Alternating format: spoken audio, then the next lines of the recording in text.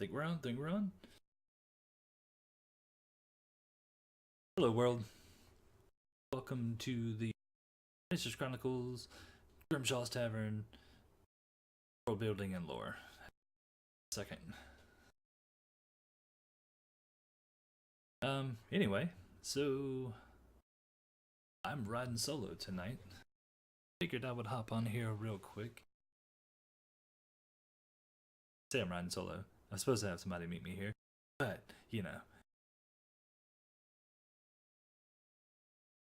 maybe he'll listen to that. So tonight's episode of Grimshaw's Tavern. I touched on it a little bit last week about what I wanted to talk about. I think tonight I'm actually going to focus on a version of the. First off, if you see the map that's up right now, I'm actually getting ready for tomorrow. They are going to be doing some traveling from the city of Serenity. So I put the grid over the top of it so we can kind of calculate days places are going to pass through and all that stuff. But I figured I needed to touch on the actual, I guess, not the area that's coming up, but the Underdark itself.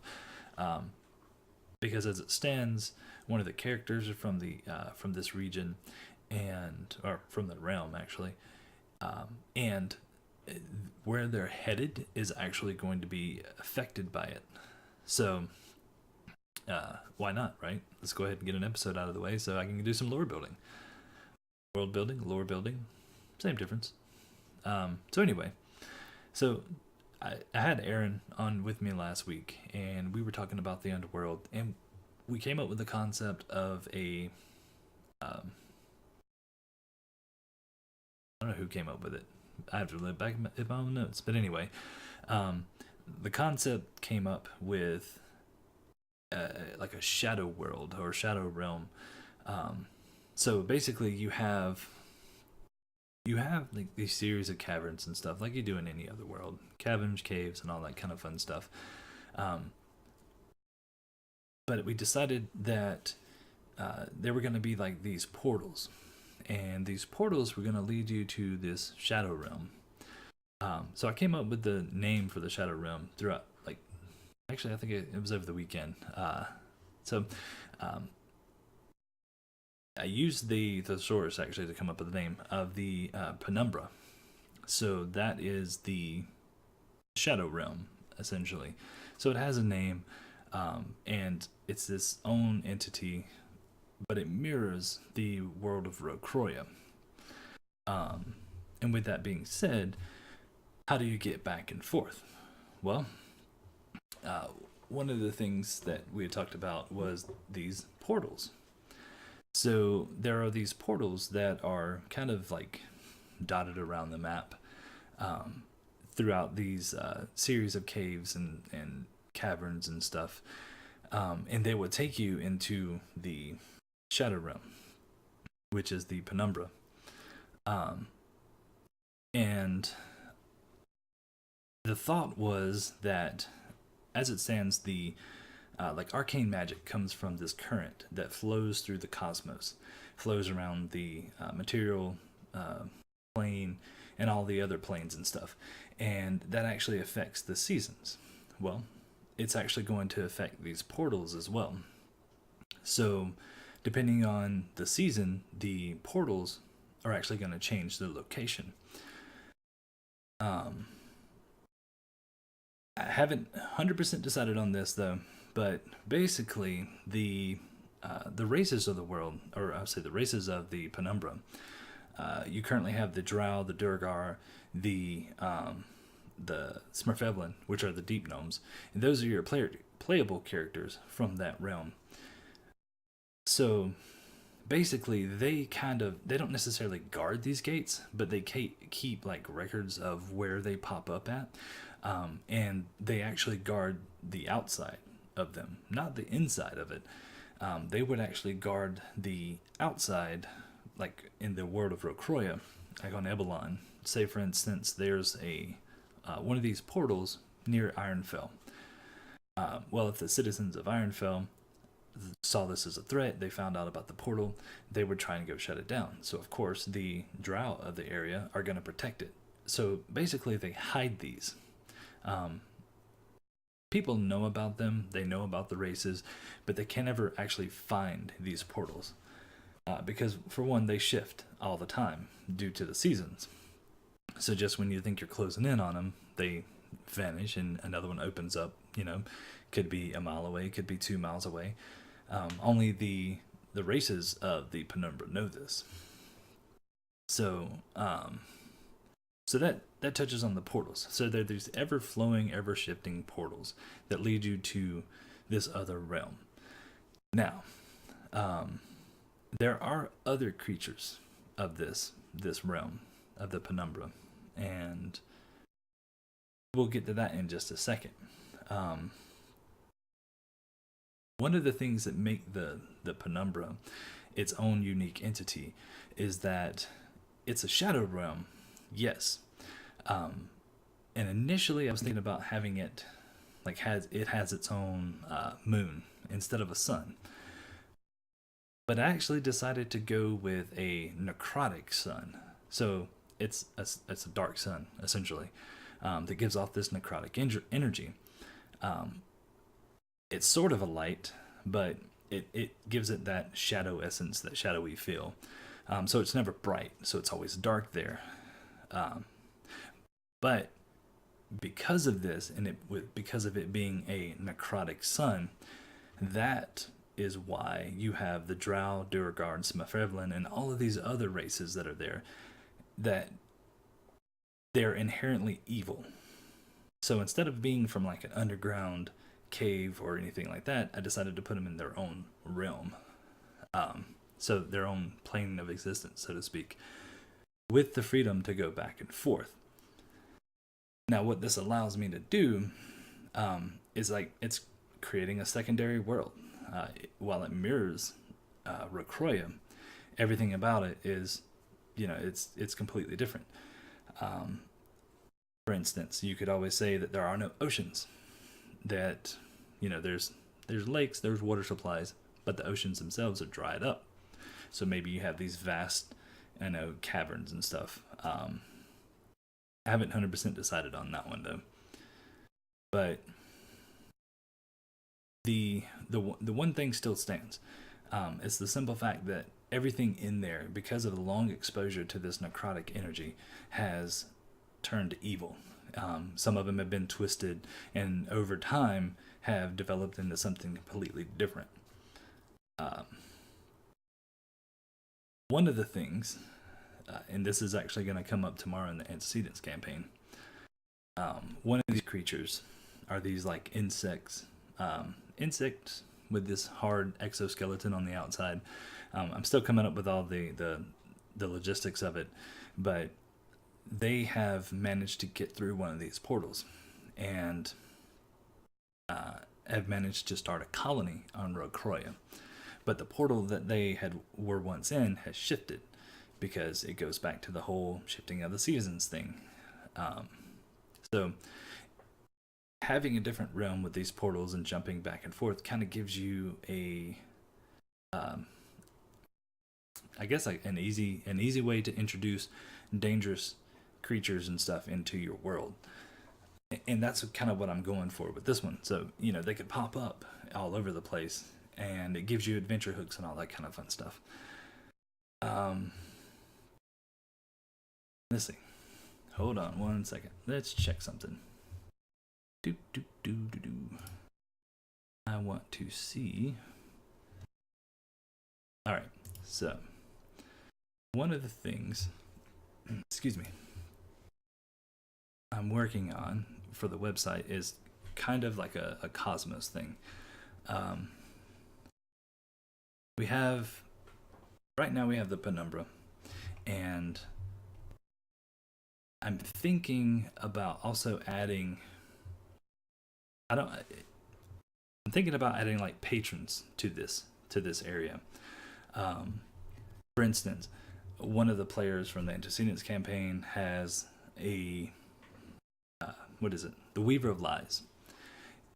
That actually would be something in my mind that would fit into this realm, and it crosses over into Roy Croya.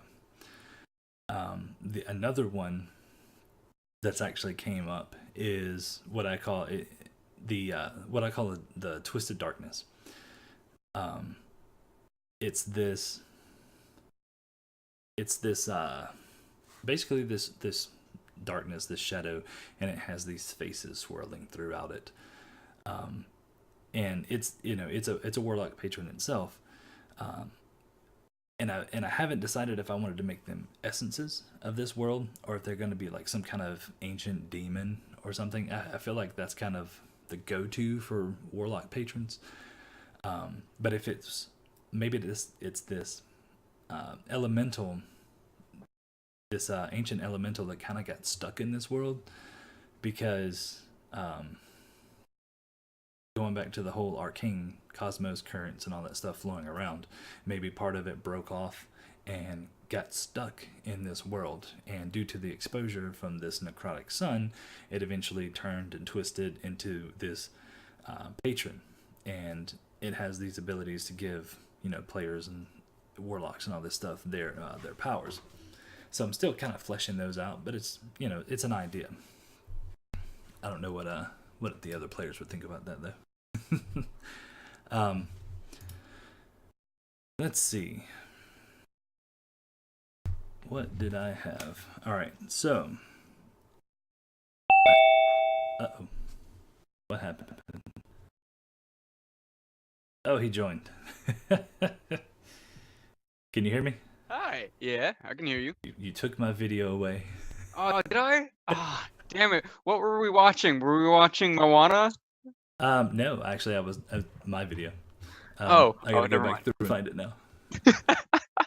Wait, is it just me repeated on the screen now? No, actually, it just like blanked out the whole thing. Oh, that's bizarre. Well, you missed it. This session's over. All right, see you later. No, I'm joking. Already? Oh, okay. Well, that's fine. I guess I got other things to do. Hold that. Yikes. I'm okay. All right, I'm waiting. No, you're good. You're good. Okay. All right, so now joining us is the person that's flaky. Oh, sorry, Aaron. Oh, yeah, no. Okay, cool. All right, mister. I still wear tribal beads even though I'm not a part of a tribe. What? What? The Nothing. hell are you talking about? Nothing. Your necklace thing. That's nothing. This? Yeah. What is it? What is it? That's a baseball necklace. Is That's one of those titanium necklaces. Oh, gotcha. The one's not supposed to break, even though why are you wearing it when you're playing baseball anyway? I get it. Never had one break on me. Huh. Well, I guess why is it made out of titanium then? Like it's supposed to be. It's this BS. It's Okay. supposed to be for health benefits, but blah blah blah. Oh, is this like the whole liquid silver thing where you drink it and it makes you feel better, or like wearing amber to keep teething away and that sort of thing? Liquid silver sounds like something dwarves would be into. You know what? I think you're kind of right, actually. Like it's just a supplement they put into their drink. They just call it silver water. Yeah. Let's go with that. Hey, it sounds pretty good. Maybe. You got a better name for it? Maybe shiny drink or just it's a bit of a... Slugger. No, silver slugger. Silver slugger. Wait, doesn't that technically... Wait, hold on. What is Schlager in German? I want to know how you spell it. Chlager. Schlager. Yeah. Sorry for the people that are watching this, how we go from Right. talking about the Penumbra to silver slugger. I'm really curious about this. And know what? This is world building, right? I mean, like, the dwarves can totally drink the silver slugger. Slogger translation. I'm trying to get this for you guys. Sliver, slobber. I'm drinking some now. Silver slobber. They just suck on a piece of silver and then it eventually turns their spit. Oh man, maybe it's like an intimidation technique. You know how like some people would like chew up berries and like it would look like there's blood in their mouth. Well, considering that you guys are, I say you guys, the antecedents, and you are part of the antecedents, that you're headed towards a dwarven fortress, this could become a possibility. Really? Oh boy, yeah. Actually, so this is relevant then. Let me put my notes in here. Silver slugger. not Man, spell slugger, but hey, it works. it started as a joke, but actually it's a really good concept, and I'm glad that it was brought up. Huh. Oh, by the way, A real Schlager means beater well. or Here's one for bat you. in German. So I spelled it wrong in Google Drives or Google Docs or whatever. Yeah. And so it says, "Did you mean silver slinger?" So they're gonna have this drink called Silver Slinger now. Oh man, that's real good. I'm actually pretty glad. I just went onto the Twitch channel just because, and there's a commercial playing for Bud Light. Fruit Gushers. Man, I wish actually. I forgot to pick up something to mix with my well, actually, I forgot to pick up something to mix with my vodka.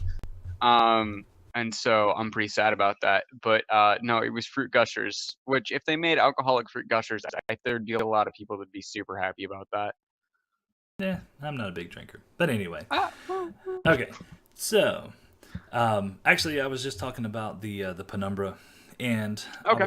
I'd already discussed all the portals and how they shift with the arcane or the elemental currents and all that stuff. Hmm. And I was talking about the races and why they're there. One of the important things that you missed on it was instead of moons, and I was thinking about having moons and no sun and all this stuff, kind of lighting the area. Right. I remember you saying something about a necrotic sun instead. Correct. It's gonna have a necrotic sun.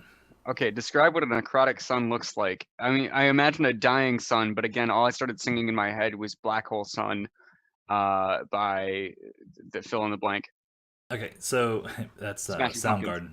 No, that's Smashing Pumpkins. No, Black Hole Sun is Soundgarden. Poll the audience?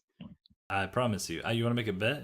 Not really, no. Okay. I know you're right. But yeah, no, because that was one of Chris Parnell's like huge things. Yep. Okay, so necrotic sun. Sorry, describe that. All right. So the way I see it is, I don't. It can't be like a black sun because then you wouldn't see it. Right, right.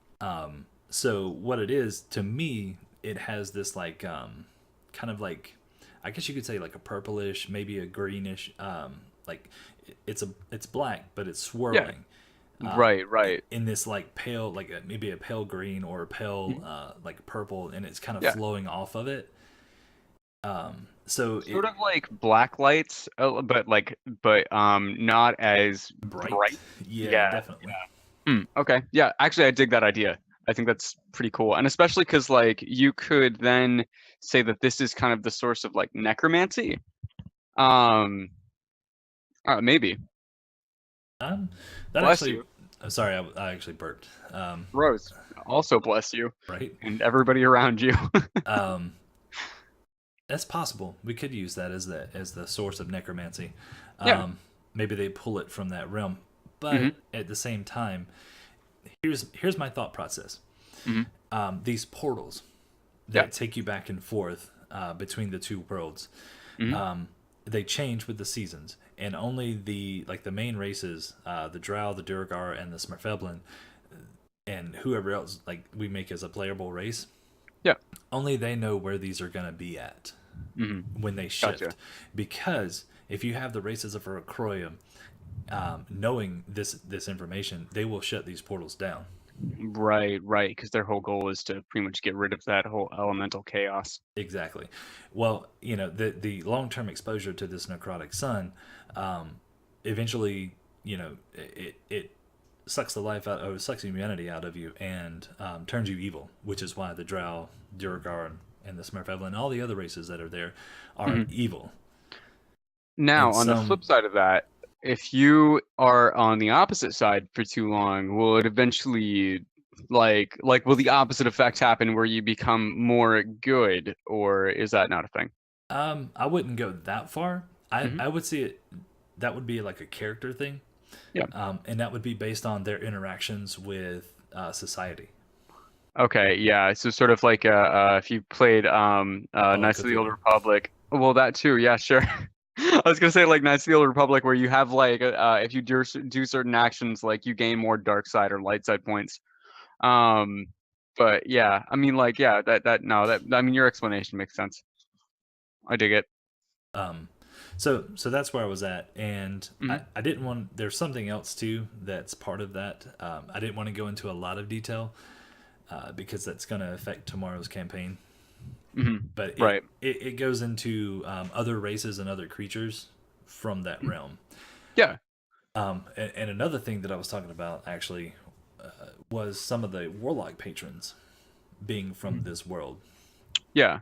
Um, Did you have any in mind specifically? well, there's there's a couple of different ones that I thought about, but like for instance, the Weaver of Lies. Hmm. Yeah. Um, that clearly, to me, fits inside of this Penumbra Yeah. or Yeah. the Like Penumbra. it would be, it would, yeah, like it makes sense because I could see all of the more evil patrons of warlocks being from that side, because I'm assuming like you're not discounting the fact that like there could be like good warlocks, right? So this is all like the evil warlock patrons. what? What a But like concept! good warlock patrons. Actually, I've had this concept for a while where there's a Djinn powered warlock, or like a warlock with a Djinn as its source. Is it a So air genocide? it could be. That would be so cool. I think I don't remember what. I think it was just a dragonborn that stumbled, because the character is somewhere. I have the sheet somewhere. But no, he like stumbled onto this like lamp in the middle of the desert, and it happened to house a genie, not a djinn, a genie. And so yeah, they became like his patron, because there's still some that like grant wishes and that sort of thing. And so maybe he's on some sort of quest to free it from its lamp prison and all this other. It doesn't matter. Um, but yeah, no. Tell me more about this whole like dark world patron thing. Do you have like more in mind that you think we would interact with if we went on the other side?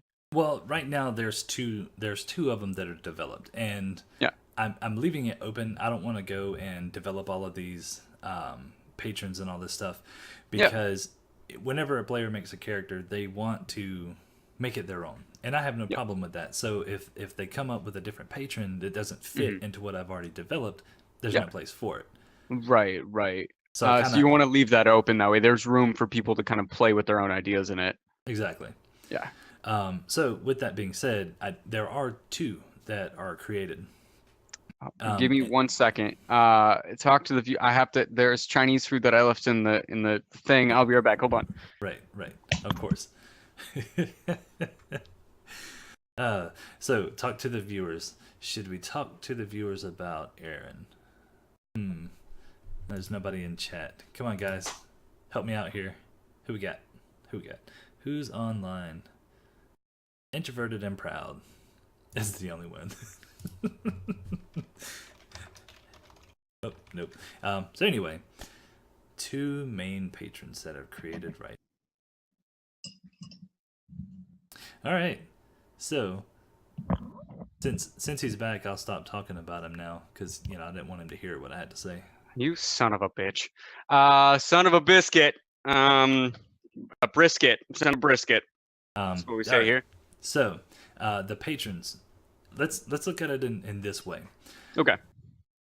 I don't want to call them patrons, and that's all they do. Right, right. They've got to Um, be bigger than that. yeah. So, with the exception of the Weaver of Lies, okay, yes, it's the Weaver of Lies. It's a patron, but what else does it do? It can't be a deity, Yeah. but it does scheme. Maybe it schemes to be a deity Hmm. or something along those lines, but it can't reach that power level. Yeah. Now, inside of the Penumbra, it's going to be basically survival of the fittest. So Hmm. you're even going to have patrons or these entities fighting one another. And it kind of goes into the backstory of one of the characters from the Antecedents campaign, with Hmm. that being his patron. And that's kind of how I wrote it in and why he found him.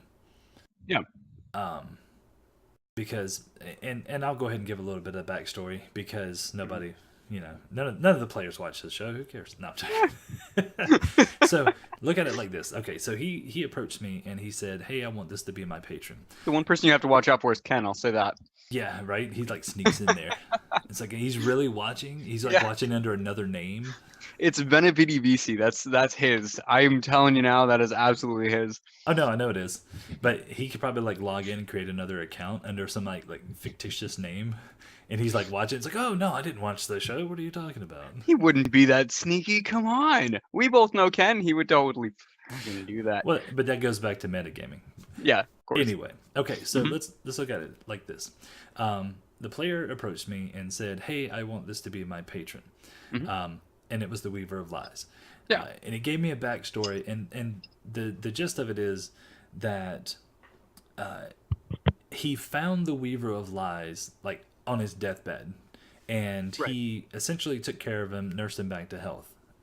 So the way I wrote this into it, once I started doing the whole Penumbra thing in this other world, and like the Underdark and all that stuff, Hmm. because this takes the place of the Underdark, um, is that there was this, there's this power struggle in the Penumbra, Yeah. and the Weaver of Lies got defeated and forced over to Rocroya, Oh, okay. Yeah. and that's why he found him. So that's Hmm. how I wrote that in. So you have the players come to you and say, "Hey, this is what I want to do," and you have to form your story around it and then form the Yeah. world around that as well. Yeah. Of So course. there's this power struggle, and this other entity over there it plays a bigger part. Hmm. In And like the Underdark sort of thing, or yeah, the sorry, not Underdark, Penumbra. the Penumbra, yes. Yeah. So it is basically has this reach, and he's reaching through to Rocroya because he wants that world now. Hmm. Does that make sense? Yeah. That makes a lot of sense. Like, I mean, it reminds me of sort of the idea that's always revolved around the Feywild and the Seelie and Unseelie courts, where like you have these really powerful beings that aren't really like, they're not gods, but they technically could be if you really wanted them to. Like, they're really powerful, or like even if you look at like what Avatar: The Last Airbender did with the spirit world, where you have um these beings that aren't necessarily gods, but they're really powerful, like the centipede with a lot of faces and all this other stuff. Like, they have their own like set of abilities, and maybe people have worshipped them as gods before, but they're not technically gods. They're just these beings with more power than what a human would normally be able to have. And that's kind of what I'm going with, and that's why I Yeah. simplified the deities Hmm. of the world. Yeah. Because if you think about it, there's technically three main deities, Hmm. and then their father. Right. Right. So, and then you have all of these other entities that came from other places. For Hmm. instance, I was talking about like before you came on, I was talking Hmm. about how the one that's there right now is probably the way I was thinking about it. It's making it like kind of like an essence of like elemental power, Yeah. and it formed from that, like from the currents. It kind of broke off, got stuck there, Yeah. and eventually over time, because of the necrotic sun and the energy from that, turned evil, twisted, and become this other thing entirely. And then Right. through Right. millennia, it just developed into something that could finally start to give power, Hmm. and it's on Yep. its way. Like he wants to be a deity, so he's scheming and doing all these things Right. to Right. get there. Hmm. Hmm. Okay. Yeah. Kind of like the whole like all the demons and devils and all that stuff do. Hmm. Yeah. I mean, they're there. They're trying to kind of conquer their own portion of whatever, but they're not necessarily like all powerful and that sort of thing. Well, and if you think about it though, you have like Baylors and pit fiends and all that stuff. They can Hmm. grant power, Yeah. Yeah. you know, Um. like the Like, I arch know the. fiends and all that stuff. Hmm. Like, because I know that a lot of warlocks will choose that if they decide to go um like darker with their warlock path or whatever. Yeah, Um. it's like a what is it? The old patron or old something? Ain't Old gods. the great old one? That's what it is. Right. I think. It's like your Cthulhu-esque monsters. Yeah. Like, well, I mean, because technically, yeah, it's like the Cthulhu-esque sort of thing because that's where the idea of like great old ones comes from. But yeah, no, that makes sense. Hmm. Um, I lost my train of thought for a second. Can you help me back up? um, yeah, sure. Okay. So, okay, here's a valid question actually. Mhm. We went over the Drow, the Durgar, and the Smurfeblin. Right. What are some other races? Because you always tend to like have some races that would maybe fall over. Excuse me. Kind of like let's just say, for instance, a tribe of gnolls wander into the Penumbra. Yeah. And then the portal closes behind them because the seasons change. They get Right. What stuck. happens to them? Yeah. Hmm. So Okay. if this is has existed all this time, then there's gonna be other races that come from this. Yeah. So, like, what would those shadow races end up becoming or look like or anything? Correct. So eventually, and that kind of leaves you. And that's one of the things I was talking about. It kind Mhm. of leaves you open to have this other world that you Yeah. can bring over creatures and threaten like your main world. Yeah. Oh, So it gives you the freedom to introduce them and give you like a reason why they're there.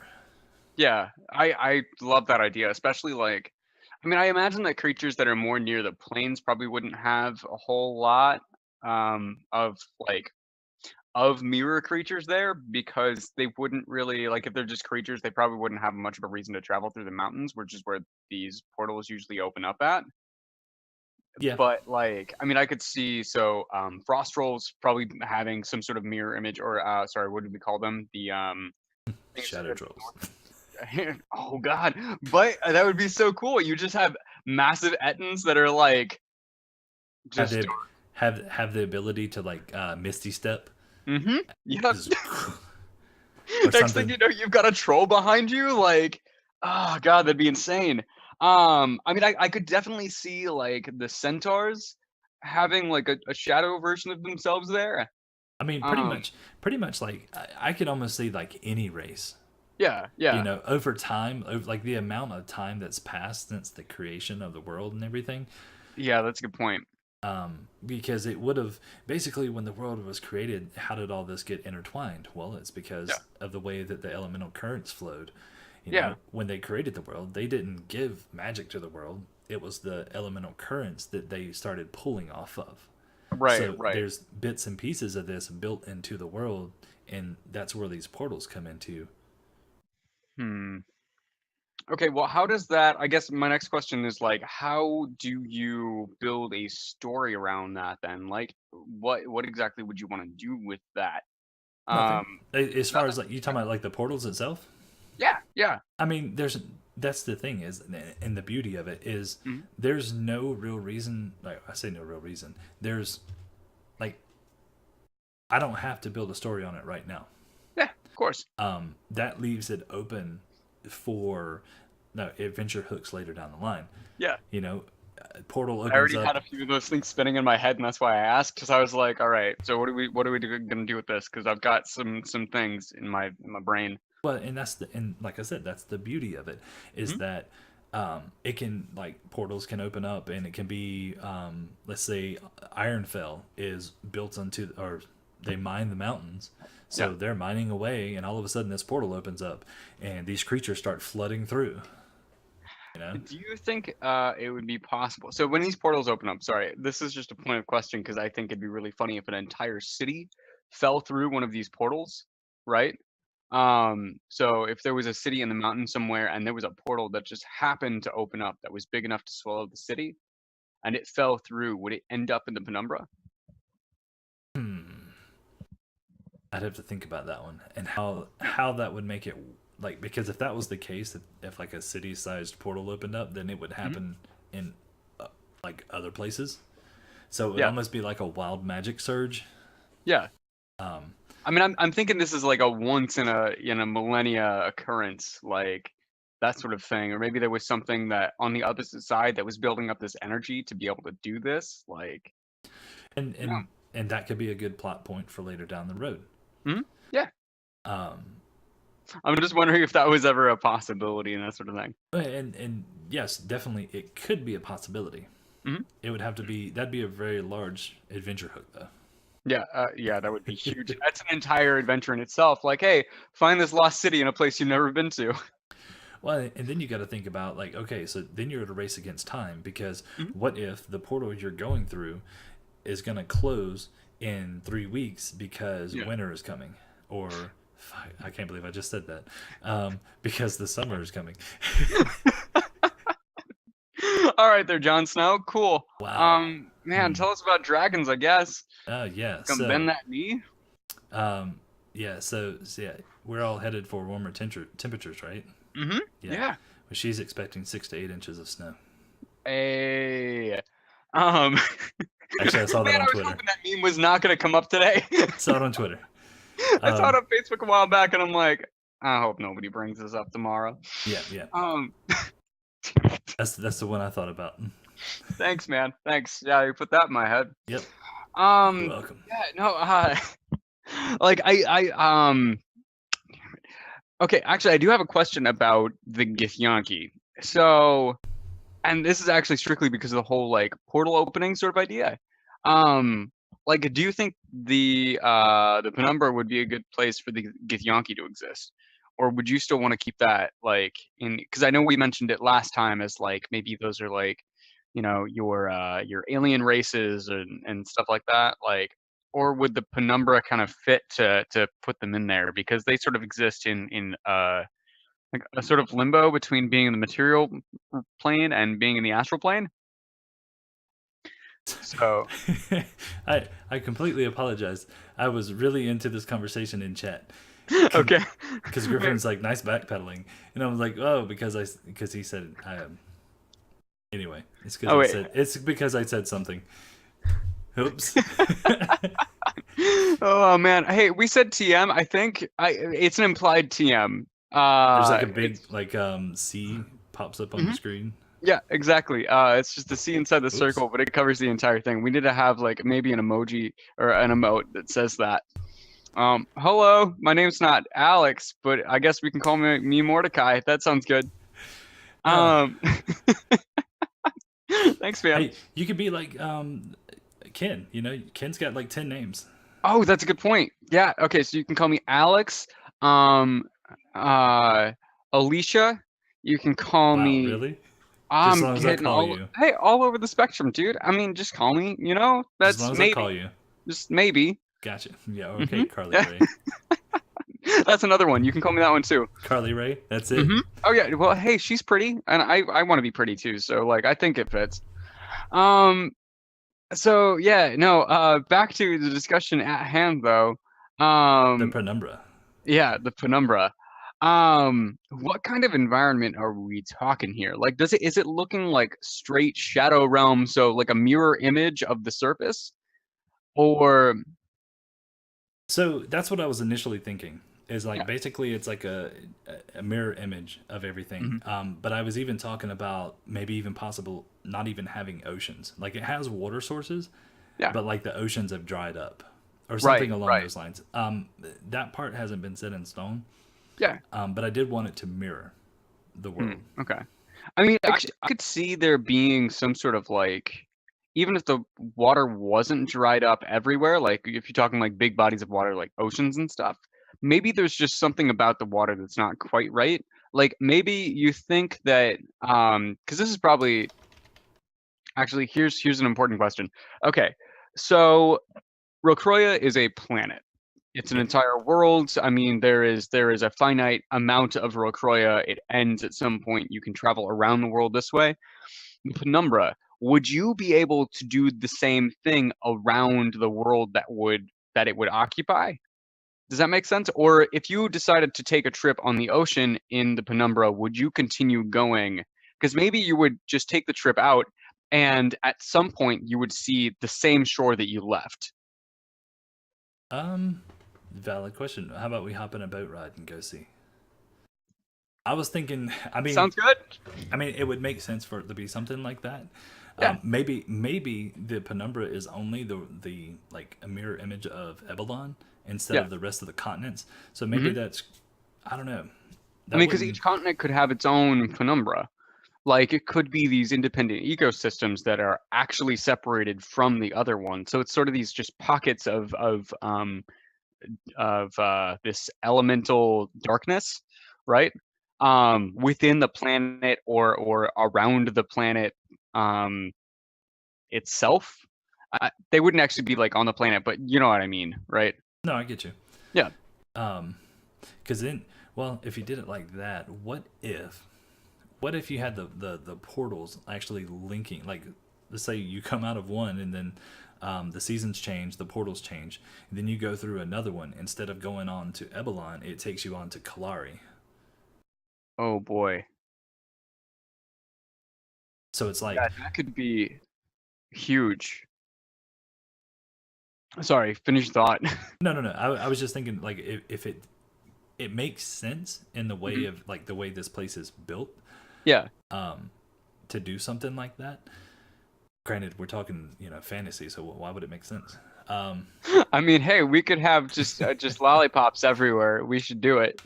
Yeah, no, I like that because especially because so this might not be common knowledge that it leads to other places because I'm guessing that the penumbra is not very well explored because anybody that would have gone down there either got lost or if they didn't get out soon enough would have gone mad. So there's probably only a few people that have ventured there that have actually made it back safely. Pretty much, yes. Mhm. Or So they, vastly they could, unexplored. yeah. With the exception of like the races that live there, Yeah. but they're not going to share that knowledge. Mm-mm. No, of course not. Um, yeah, so no, if you decided to make it to where like, if you go down and then the season happens to like your door closes while you're down there, if you enter another portal, you could end up somewhere else. In that case, it would make sense that it might roughly mirror Evelon or no shoot, what was the other one? Kalari. Yeah, Kalari. It might roughly mirror them, but not quite be them. To where you could actually technically get from the Shadow Avalon to the Shadow Kalari, but maybe it would be in a different way. Like, because in the actual world, you would just take a ship and be there, but maybe in Avalon, you walk across a part of the desert and you just happen to be in Kalari. Like, distances don't quite make sense in the Penumbra. Um, maybe like so say you're trying to walk from hold on, let me pull up a map real quick. Say you're trying to walk from Bodel to Files, right? And so you go to cross the river, but somehow end up in Sumner. Um, that sort of thing. Like that would be it I would add mean, another like dimension to being inside of the Penumbra. yeah, and again, we could always make it make sense because Mhm. it's chaotic, Yeah, um, exactly. and it's the way this place was made, the way the energies that flow through it. Hmm. Yeah, that I mean, we can make it work. Yeah, like So just the traveling it reign would of be a little chaos. interesting. Yeah.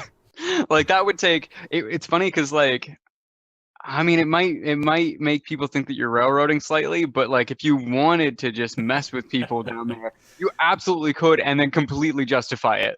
Like there wouldn't be, hey, let's travel to Arcalay. It'd be like, hey, let's attempt to get to Arcalay, but we might not. Um and so like it makes the appeal of going to the Penumbra so much like uh less, I guess. Like it makes it seem like more of a danger thing. Um and I mean I know that like our party would definitely like the party will absolutely go for it. But it just means that it gets a little bit scary. So here's the next question. Mhm. Um, Now we have the continent and all this stuff to say it pretty much mirrors Yeah. Rokroya or the different continents. Hmm. They're gonna have cities. Yeah. So we can already establish that because even the Drow and all that kind of fun stuff has cities. So why Yeah. not?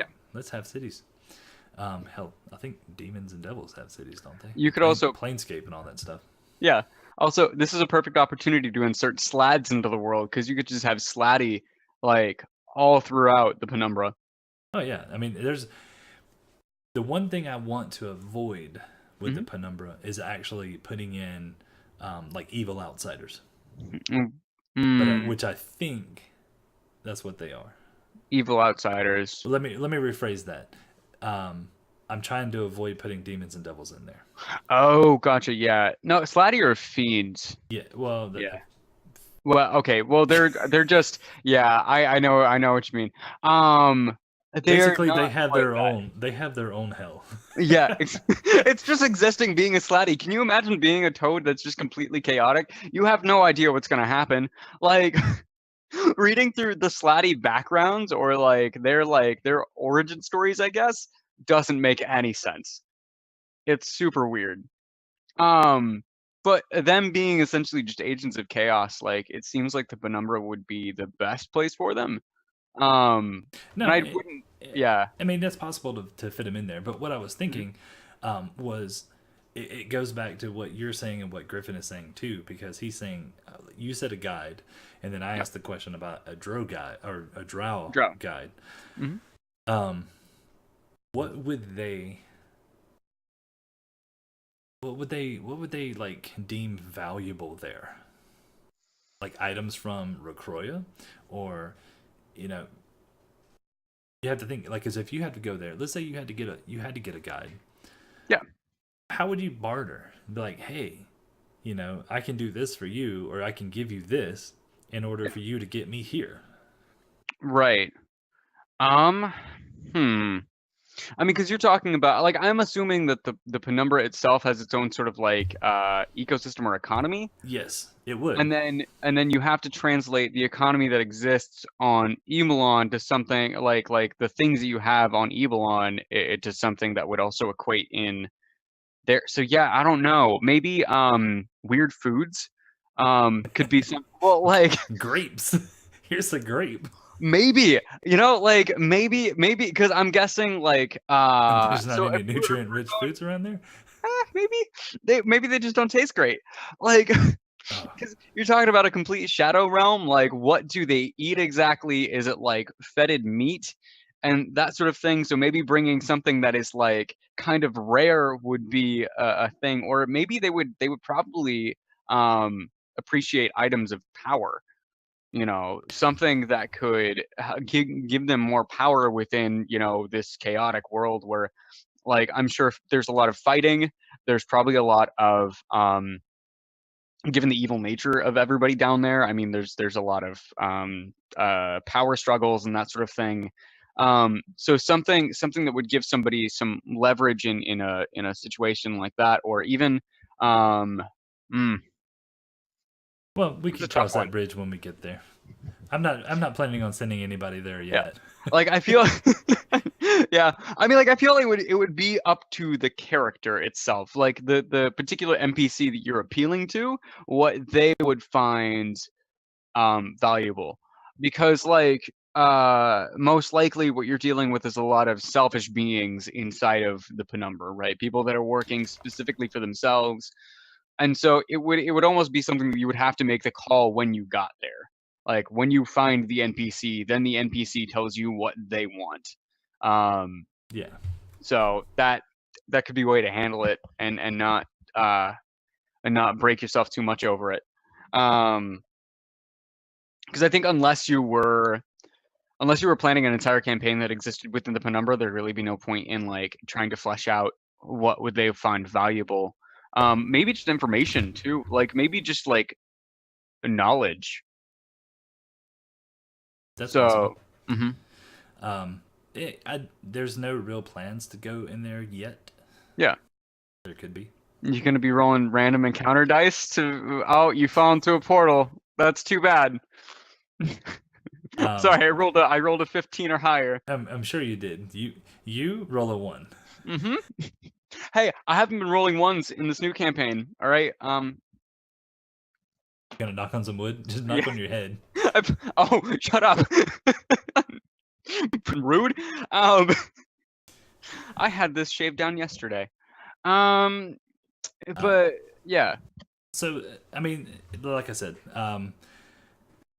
we're getting to more details about it, and like I said, we can hash them out, but there's no real need to at the moment. And maybe Tim would be better to ask for like, what would these people appreciate or want? Because Are you saying she's got a dark mind? That's I don't rude. know. He's playing a drow. I mean, like, Oh, what other person Tim. I thought you said Kim. could? Like that's rude. Yeah, no, she's the person to ask. Absolutely. Kim, what? I don't know. Puppies? I don't know Oh what no, Kim's like, actually. I don't Kim. know Kim personally. Kim loves everything aberrations. She Well, then I'm does not wrong. everything aberrations. Oh man, yeah. I don't know. But I think maybe asking Tim, what, like, because it would give us kind of a look into his family's backstory, maybe. Um, what they pushed him to strive for and that sort of thing. The goals that his family would have placed on him being from the Penumbra and that sort of thing. Hmm. With that being said, actually, that's a good segue into this. Um, the rest of the world, like Rocroya itself, see the races from this as being inherently evil. Yeah. So it follows suit with the whole stereotype of a drow and all of them. Hmm. Right. Um, Them so being it's dirty, it's filthy liars and that sort of thing. yeah, and they're kind of like outcast. They're not accepted, which kind of works for him because he has that what is it? The disguise Alter self. alter self. That's what he's Hmm. got. Um, do do do do. Him and three other Uh, members of the party. um, yeah, right. Actually, How did Griffin just asked. He said, "Are the yellow divisions on your map political or something else?" They're actually basically the lands owned by the houses. There's 5 major houses in the Kingdom of Serenity, and these basically represent those lines. And so it's kind of like just a territory type thing. I guess you could say it's political. Mm. And then under the main houses, you have like multiple other houses and knights and all that kind of fun stuff. And they all are part of the Kingdom of Serenity. So, Yeah, so I mean, I guess they'd be semi-political. I mean, like, I'm sure the land isn't really easily given up, but there might be like trades because it is a feudal system. So, yep. hmm. It's like Sumner. Sumner has its own. They have to have all the goods Hmm. from all the other kingdoms, so they supply the warriors, Right, or right, at least right. training and stuff like that. So Essentially, just a mercenary state. yeah, pretty much. That's pretty much how I designed it. Uh-huh. Oh, quick question: is there like some sort of battle arena in Sumner? Because I've been thinking about that a bit, and I feel like there would be like Like some a sort of like, gladiator. yeah, like a gladiator arena. Because I mean, so everybody from Sumner would be like strength is really like prized since it's that mercenary training state, right? And so like the strongest people are obviously the people that are looked at and sought after. And so having a place where you could prove that you're the strongest person would be really good to set up in probably Arcalay, or actually, I don't know, somewhere inside Sumner. um Arcalay wouldn't be a bad idea, but that's only because it's the other city that I know. um but yeah, no, somewhere inside Sumner where it's like a large gladiators arena. I wouldn't see why not. Yeah. I mean, that's something that we could design in there. Like, oh, I'm the best fighter in Blackpool. Well, like if we ended up trapped in Sumner somehow, it'd be really funny to put the characters in sort of like some gladiator-esque situation where they have to fight their way out. They would lose. Probably, yeah. You throw 3 Ettins at us and we're like, yeah, this is how it goes. This is fine. We die. Can we give up now? Um, Everybody lays on the ground and gets eaten. by an Etten. Shut up. Hey, you said Etten. I have no way to follow that up right now. I'm trying real hard. Oh man. Yeah, no, I like the idea of like a gladiator like esque arena inside of Sumner, and if we happen to make it there, it's because I think you said that we're traveling across, right? Something like that, because we were originally in Serenity, and then we were traveling across Avalon, we're gonna end up running into the dwarves at some points because we have to head to Ironfell, right? No, actually, Okay. you guys are headed to. I have to look at my notes. Uno momento, por favor. All right. Okay. So you're headed to the dwarven fortress of Outerbean, Okay. which is along the Um. eastern ridge of the Jagged Range. So, Okay. basically, if you split it in half, you have the Yeah. eastern range, the western range, and then the southern that goes down over by Sumner. Yeah. So you guys are going to be heading, and that's why I put the grid up. Yeah. One hex equals 1 day, Right. but that's walking 8 hours. Right. So it would take you 21 days to where you need to go if you Yeah. follow the roads. Because I've already Wait. counted So it it up. takes 8 hours to cross one hex. Yes, unless you do what we had done in the other campaign, and if you like do like the force march for 12 hours or something like Yeah. that. Right. So I would let you get away with it. Okay. Essentially, is what I'm saying. Yeah. And then along the way, there'll be little towns, keeps, and stuff like that you guys could stay at. Yeah. But my Sounds goal, appealing. my goal is to get you from point A to point B without any issues. Okay. I don't know. It goes back to your original question last week Yeah. about making a video about how to be a DM. Yeah. Yeah. And your particular style of DMing and all that kind of stuff. And I don't want to say what makes you a good DM because I don't consider myself a good DM. Oh, you're being It's not what's the about being word? modest. It's truly not about being modest because to me, honestly, I mean, I can't look at someone else and say, "Oh, they're a horrible DM," because Yeah. it's their style of DMing. Yeah. And I it's all like about my way. developing that style. Yeah. Yeah, I get that. See, okay, so here's Griffin makes a very good point. He Okay. says, "But getting from point A to point B with zero issues could be very boring." Yeah. And that goes back to the whole style of DMing. I mean, because okay, it can be really boring if you decide not to do anything in that time and you continue to make them play through it, right? So say, okay, yeah, you're trying to get across the country and you don't want them to have really anything like mess with them, right? If you then decide to say, okay, well, I mean, you guys wake up on the second day, are you guys gonna keep traveling? Okay, cool. And nothing happens. There's no point in even saying you went to sleep or you continue traveling for X day. Like you might as well say, okay, cool. You guys are going to travel for a couple days.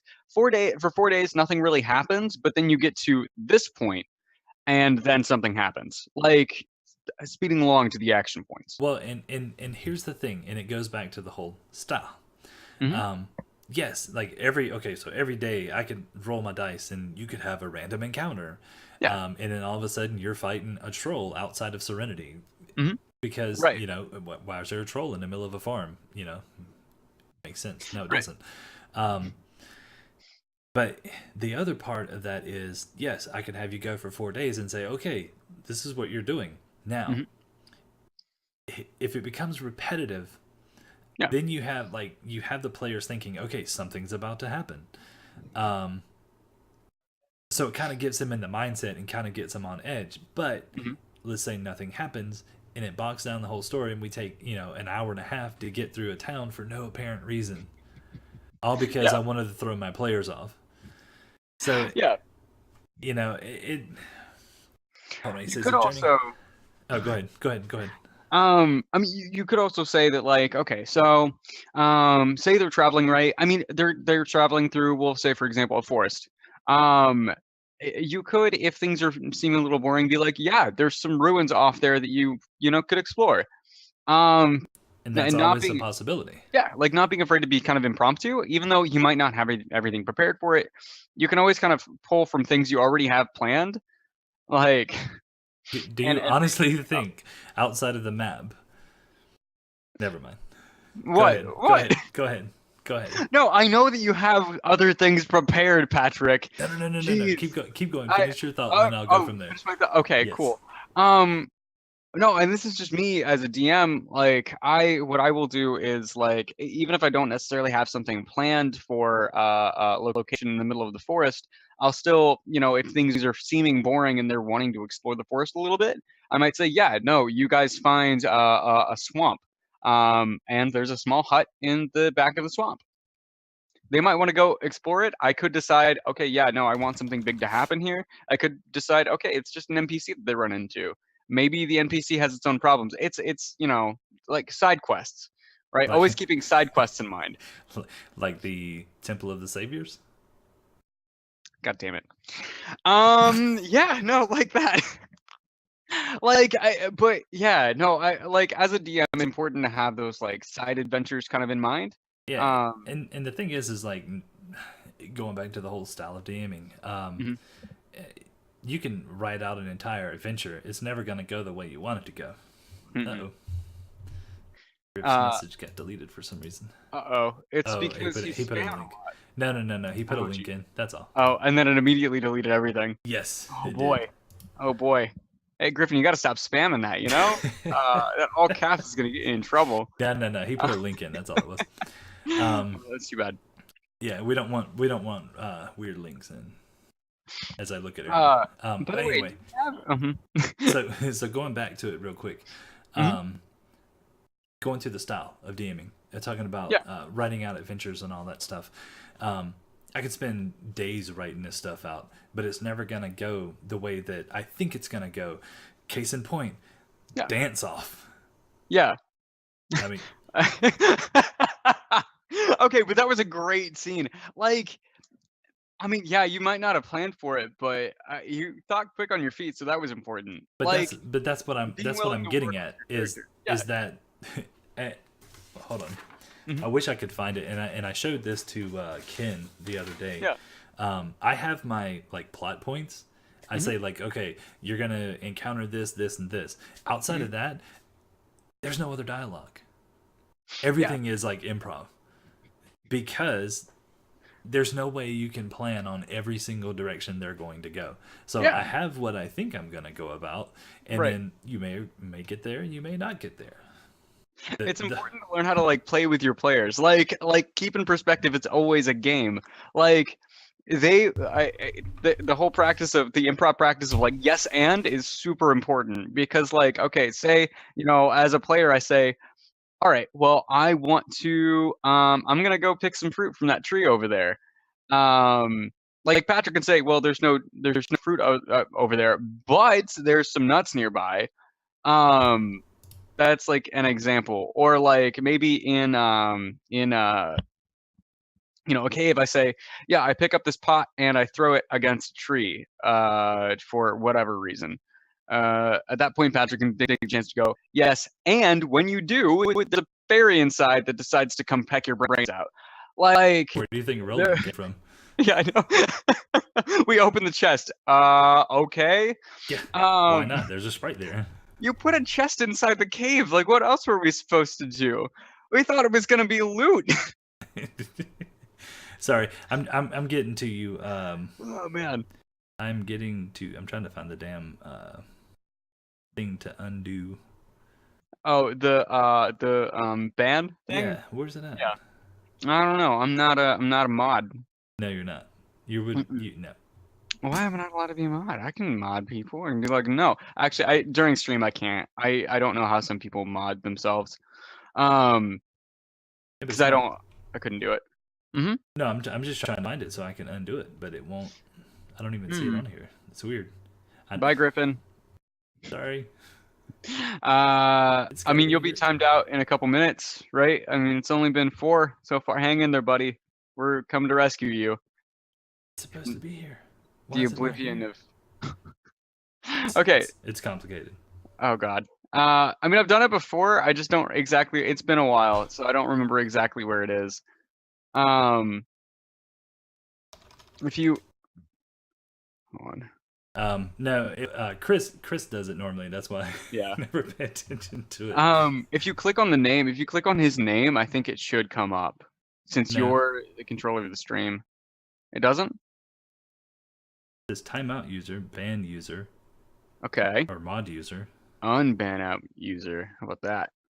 No, Let's because see. it only gives you the option to ban. Block Did you whisper. try clicking No, the? it's one of the commands. He's about to be out of it anyway in Okay. like 45 seconds or something like that. Again, buddy, we're coming for you. All right, just hold on. I know it's dark in there, but you'll He's be into okay. Penumbra. Please tell it how it is. That's where people go to get banned, or not banned, but timed out. They're in the Penumbra. Hey, when he comes back, at least you can tell us what it looked like, so we know. It was dark and scary. Dark and scary, and for some reason, trees kept hugging each other. Um, Okay, so you're talking about your DM notes. Yeah. Okay. so Okay. Yeah. So I found a floor plan of a mansion, and that was Yeah. his mansion. And that's kind of what you were going off of when you were telling us what this looked like. Yeah, Yeah. why not? Having visual aids really helps, even if you don't show them to your players, but like even if you have them for yourself, because I know for me, like I always if I'm playing in person, I'll use like a one of those play mats that you can like draw on. Well, Um, the thing is there was a whole second floor you guys never went to. there was no reason to. We knew where we had to go. So, Like, but it goes back to the whole point of like I've learned that I should just, I do the plot points, put the stuff there, but don't go Yeah. into a lot of details because, there's chances that we're gonna miss it. well, yeah, so outside of like the story points, there's no real, I don't know, for me, I can think of stuff on the spot for the most part, and Yeah. I can't think of everything. Yeah. But I can come up with enough to work my way around it. For instance, like the whole half orc chef thing. Dude wasn't even an completely made up. NPC. He just like randomly popped up because they went around to the back. Okay, gotta come up with this guy. Right. So Those little, and it's funny because those little things sometimes, those are sometimes the things that stick with people more so than even the things you planned out. Like I for one I actually wanted to see more Orc and Alistair interaction because the dynamic there was so good. Like you had this guy that just came in off the street and is somehow like bossing around. I know it was a charm person, but like he was just bossing around this giant orc dude that was his chef, like, and it was just such an organic like conversation, like a really organic reaction to each other. yeah, And that was awesome. Like it was cool seeing you be able to play with your players like that. Because like I don't feel like we I don't feel like we saw a whole. Actually, no, that's not even true, and I'm gonna stop that line of thinking because it's really not true. Because you did the same thing with Roland. Like it was like how we got really attached to Roland, even though he was a completely like spur of the moment character. but he was like the first NPC that the Destiny came across. Yeah. Oh yeah, I forgot to mention that. Yeah. Um. Well, no, because we also you're right. You're right. Because I'm trying to think of if because there was nobody in the farmhouse before we went there. So yeah. Yeah, because you guys never interacted. There was the farmer's wife, Mm-hmm. um, but you guys interacted with Mina and not her. You guys left her there because she was sobbing to We herself. didn't leave her. We were okay. So we She were stole the horse. preoccupied. Yeah, I'm still really mad about that actually. No, we were preoccupied with everything, and we tried to make sure she was okay, and then she ran off with our horse. And I really wanted that cart. I wanted a battle wagon. um, but yeah, I mean there were characters that sometimes you just make things up. Like you can get your characters really, you can get your players really involved because players always like those random interactions. That's how life works. Like you run into people that you're not expecting. No, I know. So yeah, And I'm mostly talking to the viewers, but oh, sorry, sorry. my No, it's apologies. okay. I forgot. There's people watching. Sorry, guys. Spooky. Um. But yeah, no, like sometimes if you are like an aspiring DM that's like starting on stuff, like always remember that you shouldn't be afraid to interject like those random characters, and sometimes they might become bigger than what you actually intended them to be. I mean, you never know, so you might as well give it a shot. So okay, so here's another thing about the style of DMing. Mhm. You okay, and it's funny because I was having this conversation with my wife earlier. Yeah. Because we went out to eat dinner. Anyway, too much information. Um, Aw. and No, so, no, guys. What he's so, saying is so, he we, goes out to dinner with his wife sometimes. and we talk about D&D. So I'm sure she appreciates that. Hey, honey, how was your day? Oh, I was rolling up this character. No, what? You'll never believe I rolled all ones. No, actually, the Queen of Serenity, Queen Yeah. Cassandra, is actually Yeah. based off of her old druid. Is it really? Yes. That's amazing. Because I did Okay, this yeah. whole campaign. Anyway, that's for another day. Guys in chat, can we just get a giant aw? Thanks. No. Anyway, Um, she told me to talk about Cassandra. Sorry, I got hair She's in my like, mouth. she was like, "What are you going to talk about tonight?" And I was like, before I could say anything, she's like, "Cassandra." Anyway, Oh man. Okay, so Cassandra, tell me more about the Queen of Serenity, which we didn't meet, and yeah, well, sadly. I mean, so moving Oh, on to your oh, okay, yeah, all right. style of DMing. Mm-hmm. um, Style. wait, somebody said "aw" for you. Thank you, buddy. Okay, so I was telling her like one of the things that we were going to talk about, and then we were talking about styles of DMing, and I was telling her that as a DM, and this is going to sound like really bad, um, as a DM, you shouldn't have to change the way that you tell a story for your players. Yeah, yeah, I It's agree with that. well, and here's my reasoning behind that.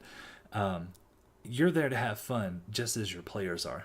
Mm-hmm. If you don't have fun as a DM, if you have to cater to their needs and wants, and like I said, this sounds bad, but if you have to No, cater it's to okay. them, and it like kills your whole like thought process and your storyline, and and all that stuff, it's not fun for the DM.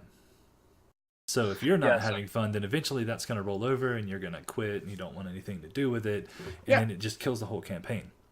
and that's kind of the thing about D&D though, isn't it? Like, I mean, it's not just, people playing a game, it's people playing a game together. So just the same way that you have to play with your characters, your players also have to play with you and be willing to kind of you're the person that owns the sandbox. You've got all the toys, and they're there to play with those toys, right? And if they're bringing in all their stuff from outside, it it makes it a lot less enjoyable for really everybody because like I mean, for example, like there was a bit when I was playing with just a couple of friends, and I had one friend who kind of refused to go with the group. Um, that's when it especially gets bad, is when you have characters that just players that kind of go AWOL. Um, it's frustrating because like you're trying to create and tell this good story, and then you've got one person who's kind of actively rebelling against you. Um, you can't like you kind of have to learn how to deal with um I'll call those bad Jackasses. players. Yeah, I guess so. Like you have Let's to call learn it how what to it is.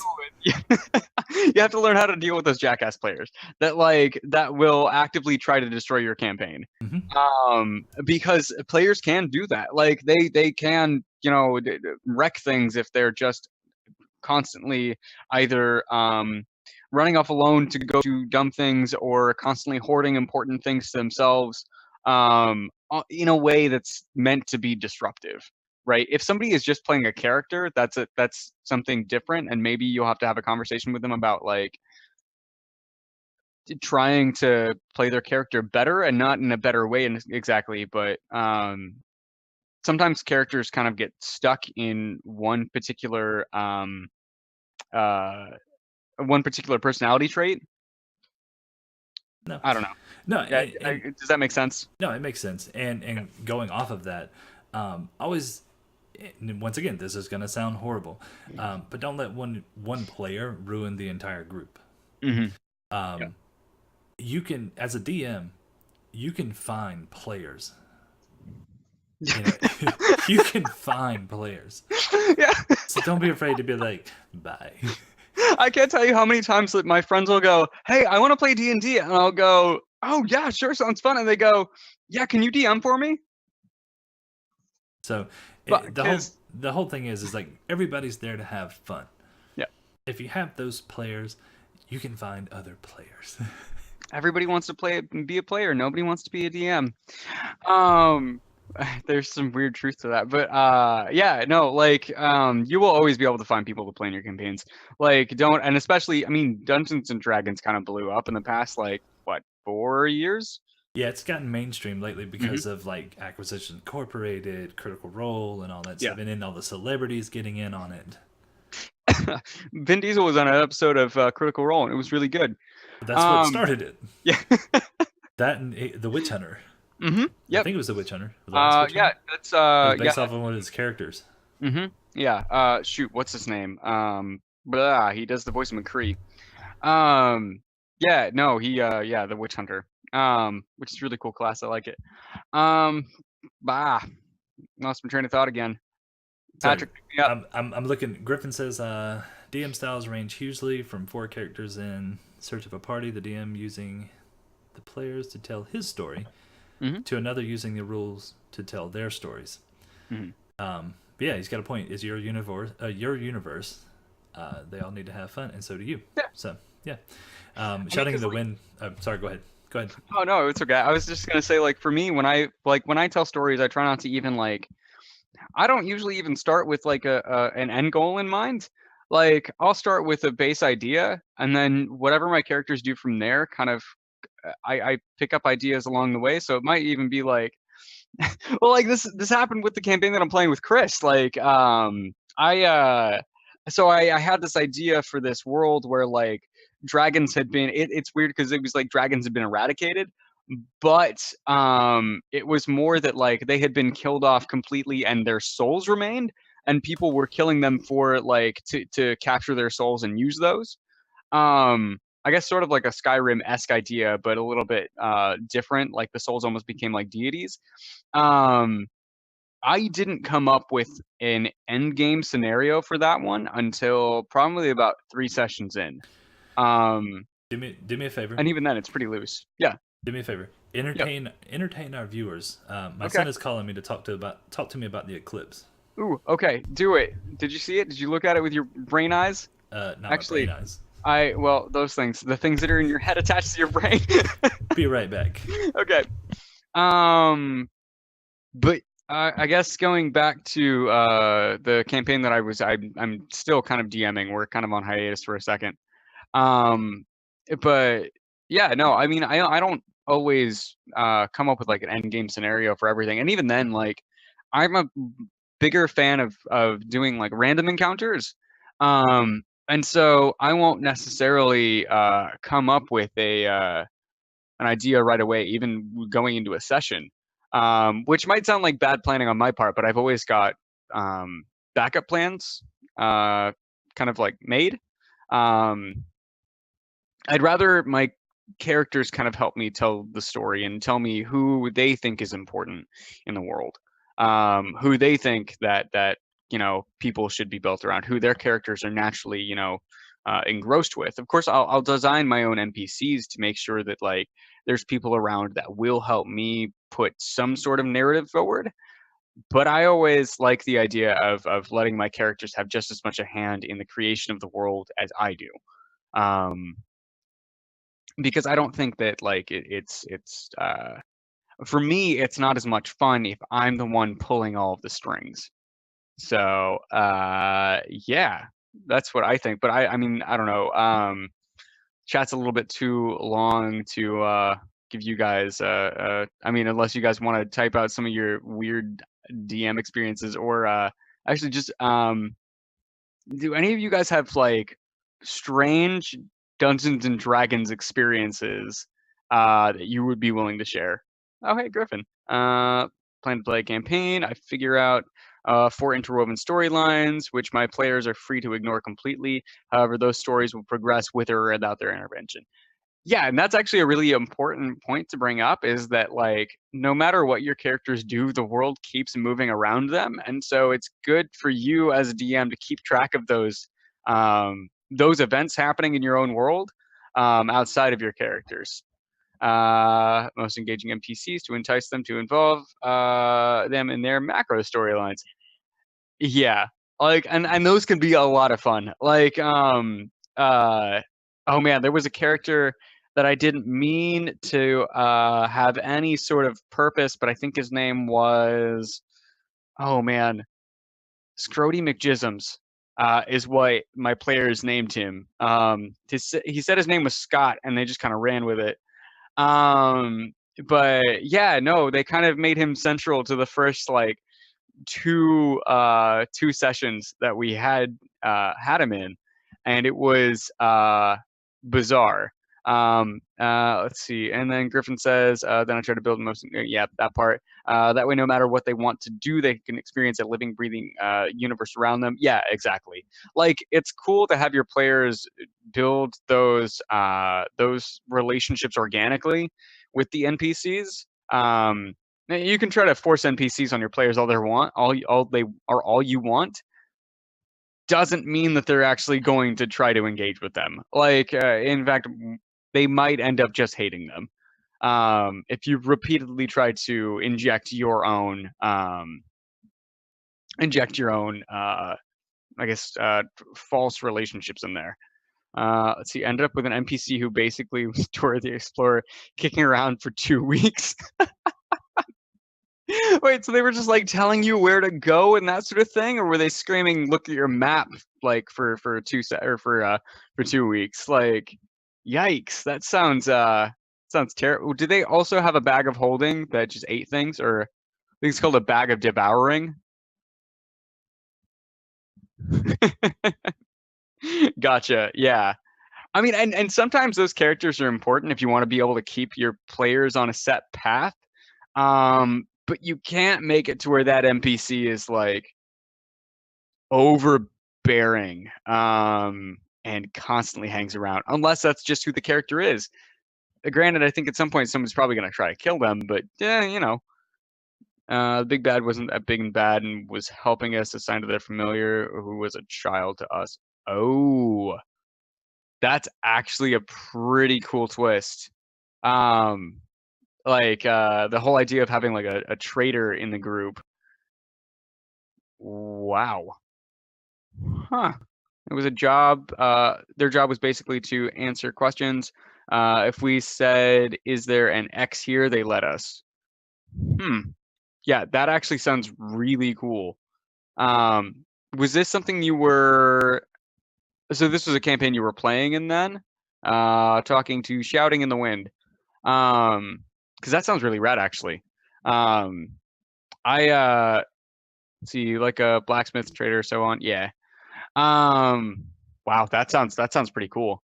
And sometimes you might need those guides, especially if you have I know they're really helpful in campaigns where the players you're playing with aren't necessarily familiar or comfortable playing D&D the traditional way. Um, like they might not be comfortable exploring on their own, or might not know the questions they need to ask. Because getting into D&D as a player is really different. You basically have to realize that this is an entire reality, or start pretending that this is an entire reality that actually exists. Um, let's see, Griffin says, I used one of those overbearing NPC guide types and promptly kidnapped them as soon as the PCs started to lean on him a bit too much. Yeah, that's pretty good. I mean, like trying to keep your NPCs or your PCs a little bit more what's the word? Um, self-reliant can sometimes be difficult. He was a victim of one of those macro plot points I mentioned. Yeah, nice. So you playing Curse of Strahd, and essentially all of Barovia is against you. Gotcha. Okay. So no one in the party had any background knowledge. Yeah, like sometimes sending people into places where they actually have absolutely no idea where they're going can be fun, even if you don't inject an NPC guide. If your particular party is more active in finding things, sometimes they can be fun just because they can. Oh, I lost my train of thought again. Dang it! Where is Patrick? Yeah, no, sometimes it can be fun because sometimes that opens it up for you as the DM to introduce either weird dangers or weird hidden treasures that you otherwise wouldn't have really been able to. Because there's not somebody that knows everything, so you don't have to kind of bend around one particular character, even if it's an NPC. Let's see, Griffin says, oh, going more on the overbearing NPC thing. He was a victim of one of those macro plot points. Yeah, yeah. Tried to recuse him, which brought them to the attention of one of the major villains. Oh, wow. Okay, man.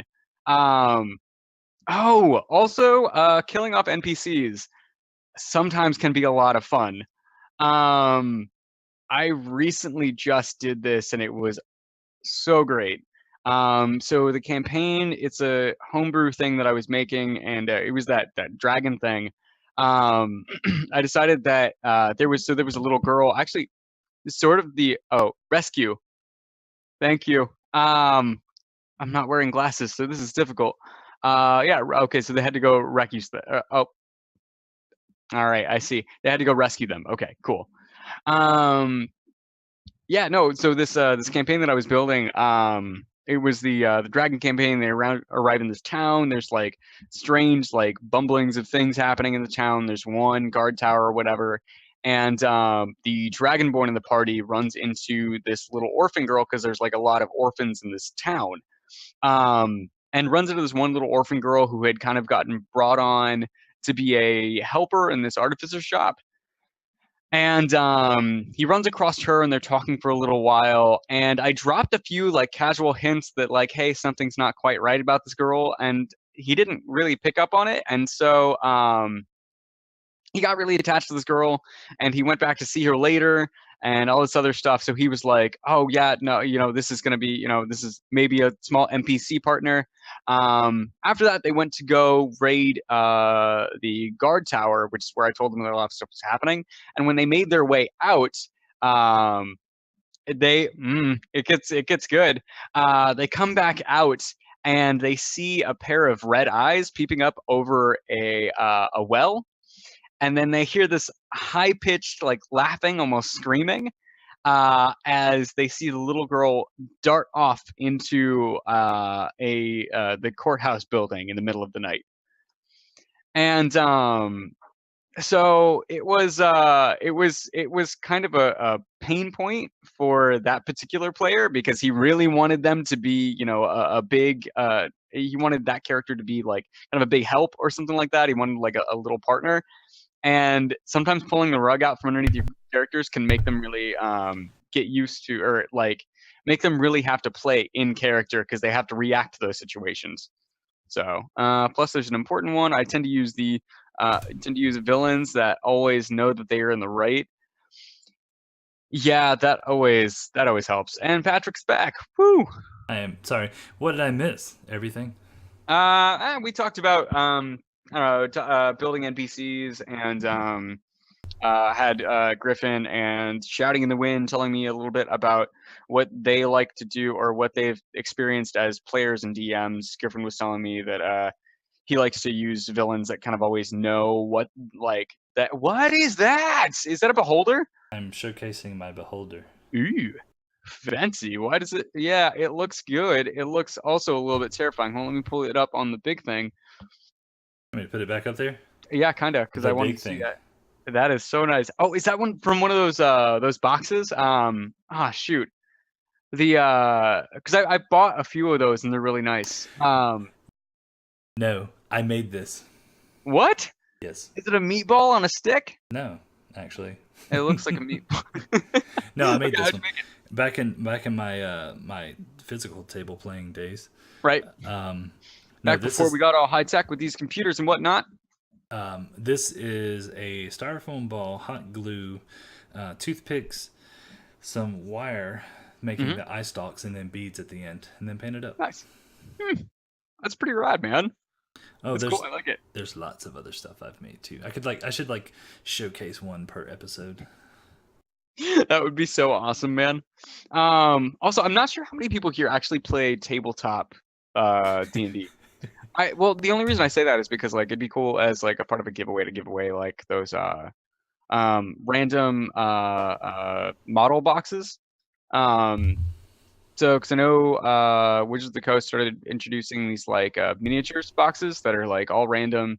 So like in one, I got the storm. I think it was the Storm King's Fury boxes. I got I don't know, the Storm King. I've got a Black Dragon Spirit, a couple other stuff.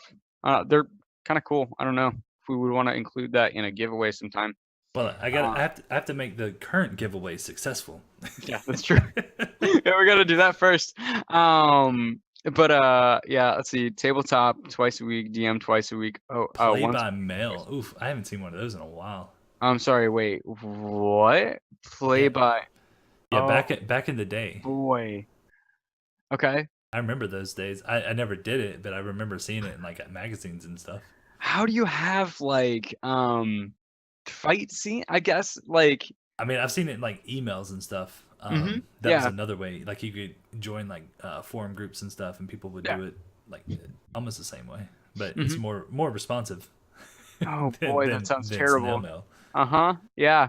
Like because then you have to wait like 3 weeks to play out a scene where you're eating dinner. Like you guys are walking through a tunnel and it takes literally an entire year.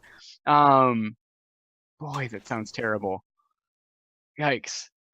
All right, I don't even want to think about the mechanics of like actually getting that to work or the logistics of like sending all that paperwork to everybody. it's a lot of Boy, stamps. that's a lot of stamps. Yeah. I Okay, spend more on D&D doing that than I do now.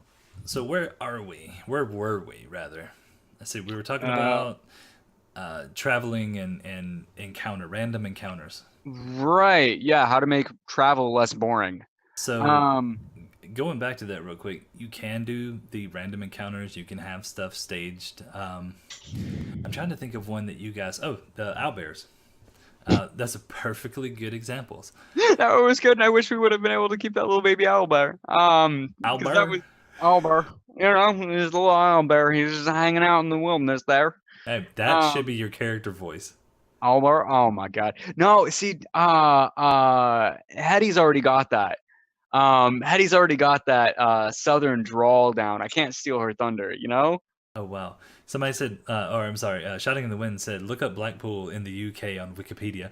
I don't know if I want to. Ooh, okay, hold on. Blackpool. What was the context of this particular comment? Because I have no idea. Oh, he just said he saw that I had Blackpool on Oh, the in the map. lab. So while you're looking that up, Okay. um, I'll look it up at the same time. Yep. But also talking about the random encounters. This Um, place looks nice. I'm hmm. I'm scared. They've got, I mean, they've got a tower. They've got Blackpool Pleasure Beach, um, Oh, so okay, Sandcastle Water Park, Blackpool Zoo, which actually just looks like a house. interesting. So, go ahead and continue with your thing. Oh, Sorry. what? I mean, and that's another thing too. At some point, you're eventually gonna have names that overlap like that. Uh-huh. It's Yeah. just funny. But Oh going back to man. the encounters and stuff, Yeah. you can do random encounters. You can plan for encounters, but perfectly good example. Owlbears had this whole thing planned out. Um, you guys could have done it. You didn't do it, but that's I the whole was point. forced not to, and then afterwards they go, "Oh, we should have kept the owl bear." And that's perfectly fine. Yeah. But stuff like that, like it's all about like what the players want to do hmm in those kind of encounters. Because like I said, I planned it out, put you guys on the map, you hmm traversed it, and I feel like we probably wasted about 30. It's not wasted time. Um, It was 30 minutes that we it's spent about debating whether or not to pick up a baby owl bear. okay. So there you go. So we spent that time, not wasted that time. I mean, call what you want there, because it was pretty wasted to me. I didn't get an owl bear out of it. So it you can put encounters in there like that. hmm Um, I just sometimes it's Sometimes you hit or have to have miss. that light fun though. Yeah, Like sometimes you have to have those dumb moments that don't really feel like they do a lot story wise, but it builds your relationships between your characters and even between you and your characters. right. I think we And just support and there'll be times that you guys will, you're not always going to be able to sleep through the night. Yeah. Especially like you're in the wilderness and stuff. Eventually, at some point, something's going to catch up to you. So there Mhm. will be encounters. Yeah. But like if you just come out of an encounter, like say you just came out of a dungeon and now you're traveling to the nearest town, Yeah. I find it kind of pointless to throw another two encounters at you along the way because it's Yeah. 4 days away. Right. Exactly. Plus, I mean, combat can also get boring. I mean, that's just how it is. If there's too much combat, unless your players absolutely just want to do combat, and that part is also kind of knowing your players and how much they can actually take as people. Unless your players like actually just want to do combat and stuff, that can get really boring. Because there's not always a lot of role play you can do within encounters. And Sometimes, if you have those long stretches of being in a dungeon, you want to throw those little things at them. and Griffin just said, he's like, what about if you're crossing the grassy plains of Alora and grass fires break out? Um, That I've could happen. Well, yes, it could, because if you remember episode 1 to episode 2, you guys caused the forest fire. Oh yeah, that's right. How much of that forest is left, by the way? Um, don't know. You guys haven't been back. Nope, we don't plan on going back either. Well, they don't plan on going back, I'm sure. Um, yeah, I mean, like, it's funny. Actually, it was funny that you decided to do that. Um, because I'm sure nobody thought that that was going to happen. And it's funny because the person that initiated that was Harkin, the jerk that ended up leaving. Um, he was the instigator in all of that, and I'm like, ah, man, um, bitter. But yeah, no, like I didn't think that that was gonna actually be a thing where like we start a forest fire, and that was cool on you to take a situation that seemed minor and blow it up. Hmm. Um, And that goes, and I like that Griffin brought that up too, because not all encounters have to be, um, like combat related. yeah, yeah. I So, mean, like, sometimes it's cool to have chase scenes or like a dance battle. yeah. Like, I've been putting together this idea for an entire like bard campaign. And so instead of barding inspiration for this party of literally all bards, I've been coming up with a sort of a different dice system for like a tempo based buff, right? So if everybody strikes together or like everybody is kind of synced up with each other, your team gains buffs based on that. Don't be afraid to come up with like almost like mini games in your campaigns. If somebody decides they're going to play cards or something, keep cards on hand. You know, if Or you can do cards on Roll 20. oh, you can. Yeah. Oh, Yeah, you sweet. can build decks on Roll 20. That is awesome. Yep. But yeah, That's no, don't be afraid to have those things. Sorry, I cut you off. No, I was thinking about saying something, but I'm actually not going Are you sure? to. Yep. I'm interested. It may or may not come out. I mean, hey, you're talking to the one guy who absolutely refuses to combine player knowledge and character knowledge. What happens if the party rescue You some jerk. wee bobbin or kid from some tragedy? He puts them with a new loving family, and turns out to be some kind of kid stealing smuggling band. I think that was addressed to you, actually. I think so. Yeah, what happens at a party to see a wee bobbin? Yeah, yeah, okay, I got it. Tragedy puts loving family turns out to be. Oh, I see. Gotcha. I don't know yet. I haven't gotten that far. I to be honest, their entire point is to get across the country to get to the Battle of the Bands. So that's where I'm at with that. Um, Actually, here's a very good question. mhm, While I'm thinking about it, and I'm yeah. sorry to cut you off. Oh, you're fine. Um, Next week's episode, Mm-hmm. So you mean or tomorrow? sorry, of Grimshaw's Tavern. Oh, okay, yeah. Um, and we'll get back to yours in just a second, I promise. You're fine. What I guess I think Griffin has looked at the website, but like, what have you looked at the website? Not this week, no. No, no, I'm just saying in general. Yeah. I mean, like we looked at it last week. Okay, so with that being said, what information would you like to see on there, or what information would anybody watching or viewing or anything like that? What would Oh boy, you like to see? important NPCs I think would be really cool. Well, there's a section for NPCs. Okay, found it. Got it. Yep, I see. Okay, no, who is this? Namaruz. Yeah, no, I mean, I think, let's see. So, I can't think of anything off the top of my head, actually. I would need to look around and see what exactly I would want to see, but I'm sure that our viewers probably know better than I do what they would want to see on there. So, with that being said, that's something that I'm trying to improve on. I'm trying to put like the information out there that people that want to know about the world. Yeah. And eventually, there's to get into more detail about it. And that's why we do the Grimshaw's Tavern is to do things about the Penumbra. Because eventually it's going to come up, and then people are going to ask, "Well, what is this?" Hey, go check out the website. You can read about it. Yeah. Well, what about let's see. What something covering like some of the items that we've run across here that we've needed to know about? Because sometimes those can be just as important as the NPCs. So like a little bit about the Rod of Dragon control or the bell, stuff like that. Okay. Because they might know that we're going to them, but they might not know what exactly they do. Trying to think. Okay, so I did update it. So there's an episode guide that sort of leads you along the way. It doesn't go into like the details of what these things do. Yeah. Oh, yes. Okay, so Griffin has a very good point. He says, I thought the website was really meant for players to view, and I kind of try to avoid it as best as I can to dodge spoilers. Nope. It's not going to give you spoilers unless you're not caught up. Yeah, that's the only way.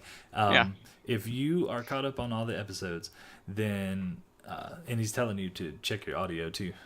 Oh, me? Yeah. Is it too quiet or too loud? I can hear you okay. Okay.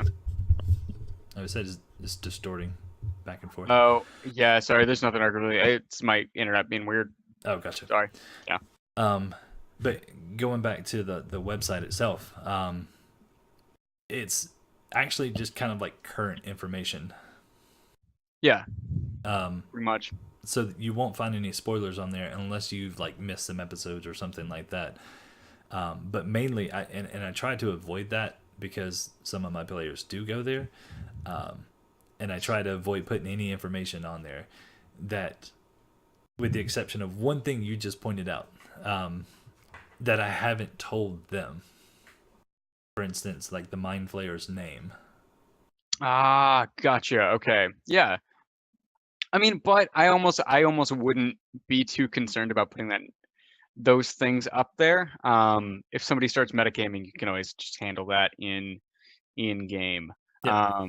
So because I mean, there's things you know pretty much what everybody knows and doesn't.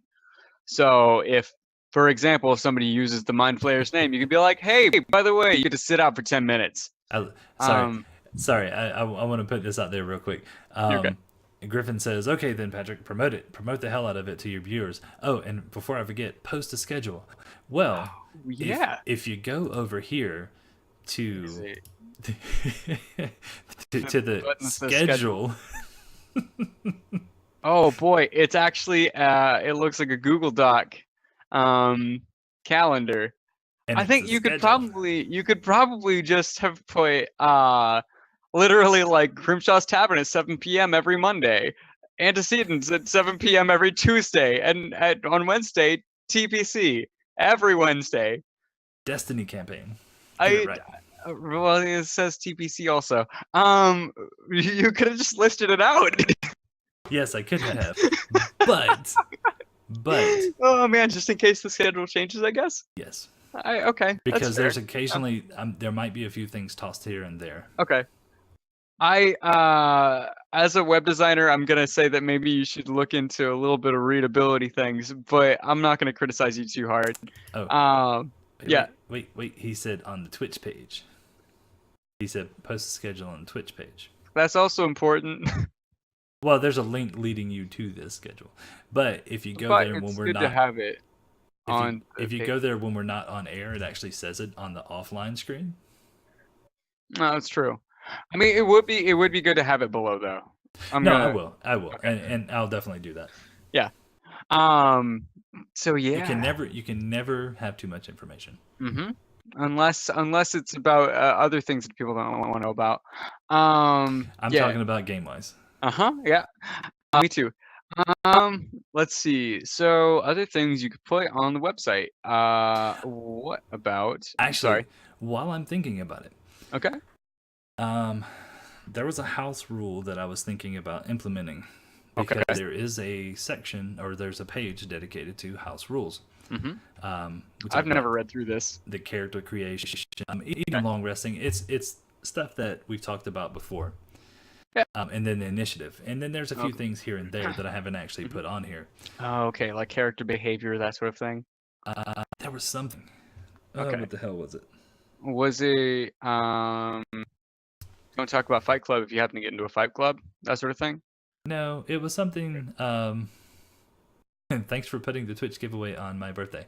Well, Woo! if you enter Happy said birthday. giveaway, Yeah. And you happen to win, like happy birthday. congrats, yeah.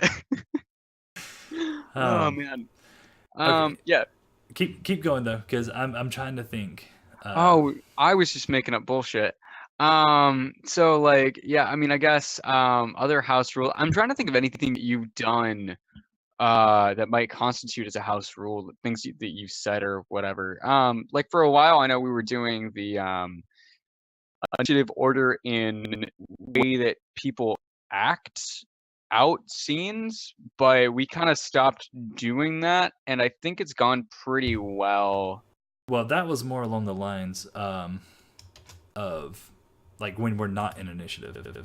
Yeah, yeah, I remember. Yeah, I know that. Like it was like when I say initiative, I mean like if you came into the chat first, you got priority during the game. Oh, gotcha. Yeah. Um which is fine, but I think it's mostly it's only I don't know. It feels like one of those things really only needed like when the group is just getting to know each other and know how people play. Like I Shouting think in the the wind. Destiny. Huh? Mm-hmm. Sorry. It's okay. Shouting in the wind has a valid point. Fumbles are house rules. Oh, okay. Let's see. Fumbles. Does that mean like we dropped a football and we have to go get it again? No, it means when you roll a one, Oh, quite gotcha. frequently.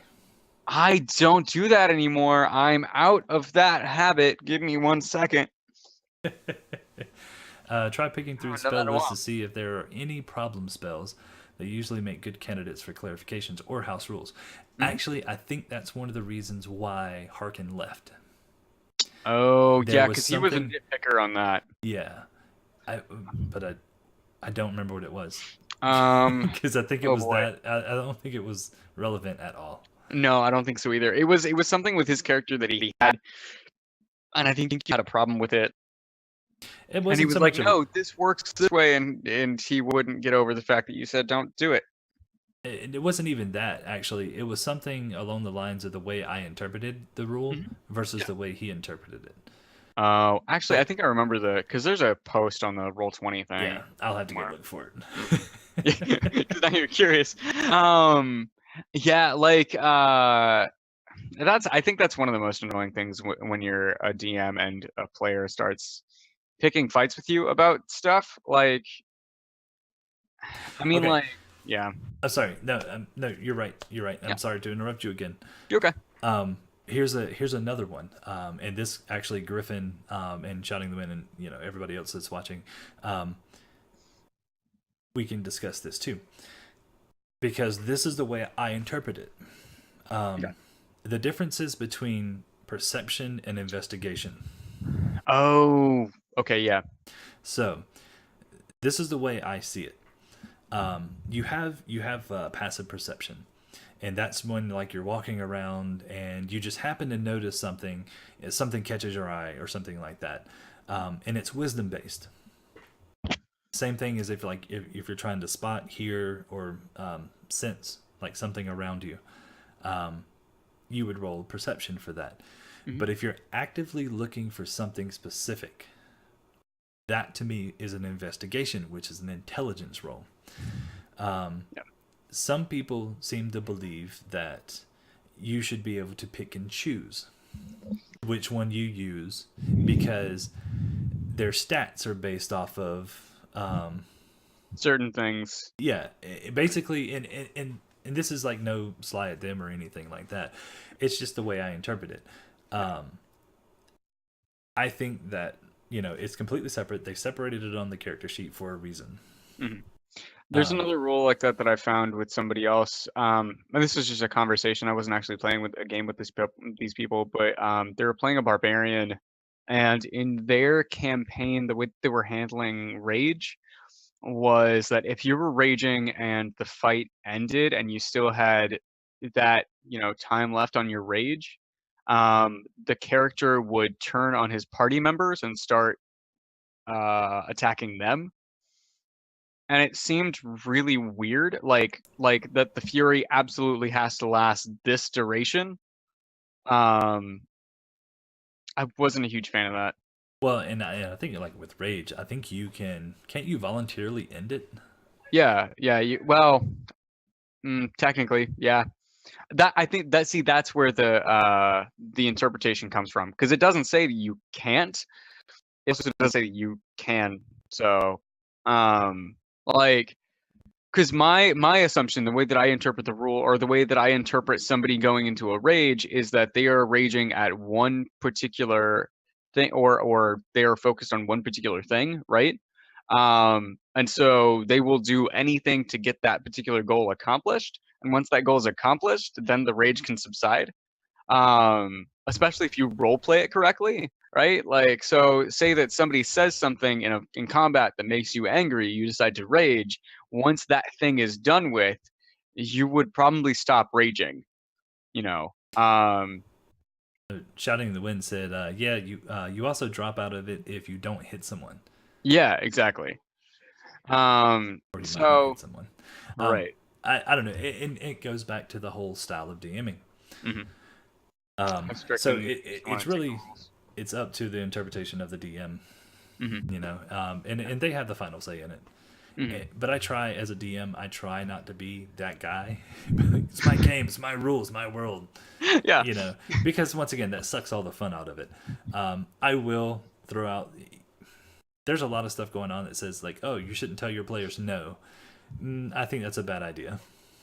It depends on the thing. Like, I mean, if your player goes, I'm gonna try to seduce the bad guy, and rolls for it, you can choose to be like, yeah, no, that doesn't happen, because it might sensically not happen. Like, if Well, this and person's and bent on your destruction, why would they be seduced by you? well, and that's yeah. I mean, something like that, I'm not gonna stop. I'm talking more of like rules wise. Like Oh, if you gotcha. try to Okay. tell me like, no, this is the way it's supposed to be, Hmm. but if I don't interpret it that way, it's Yeah, completely different. yeah, that Um, makes sense.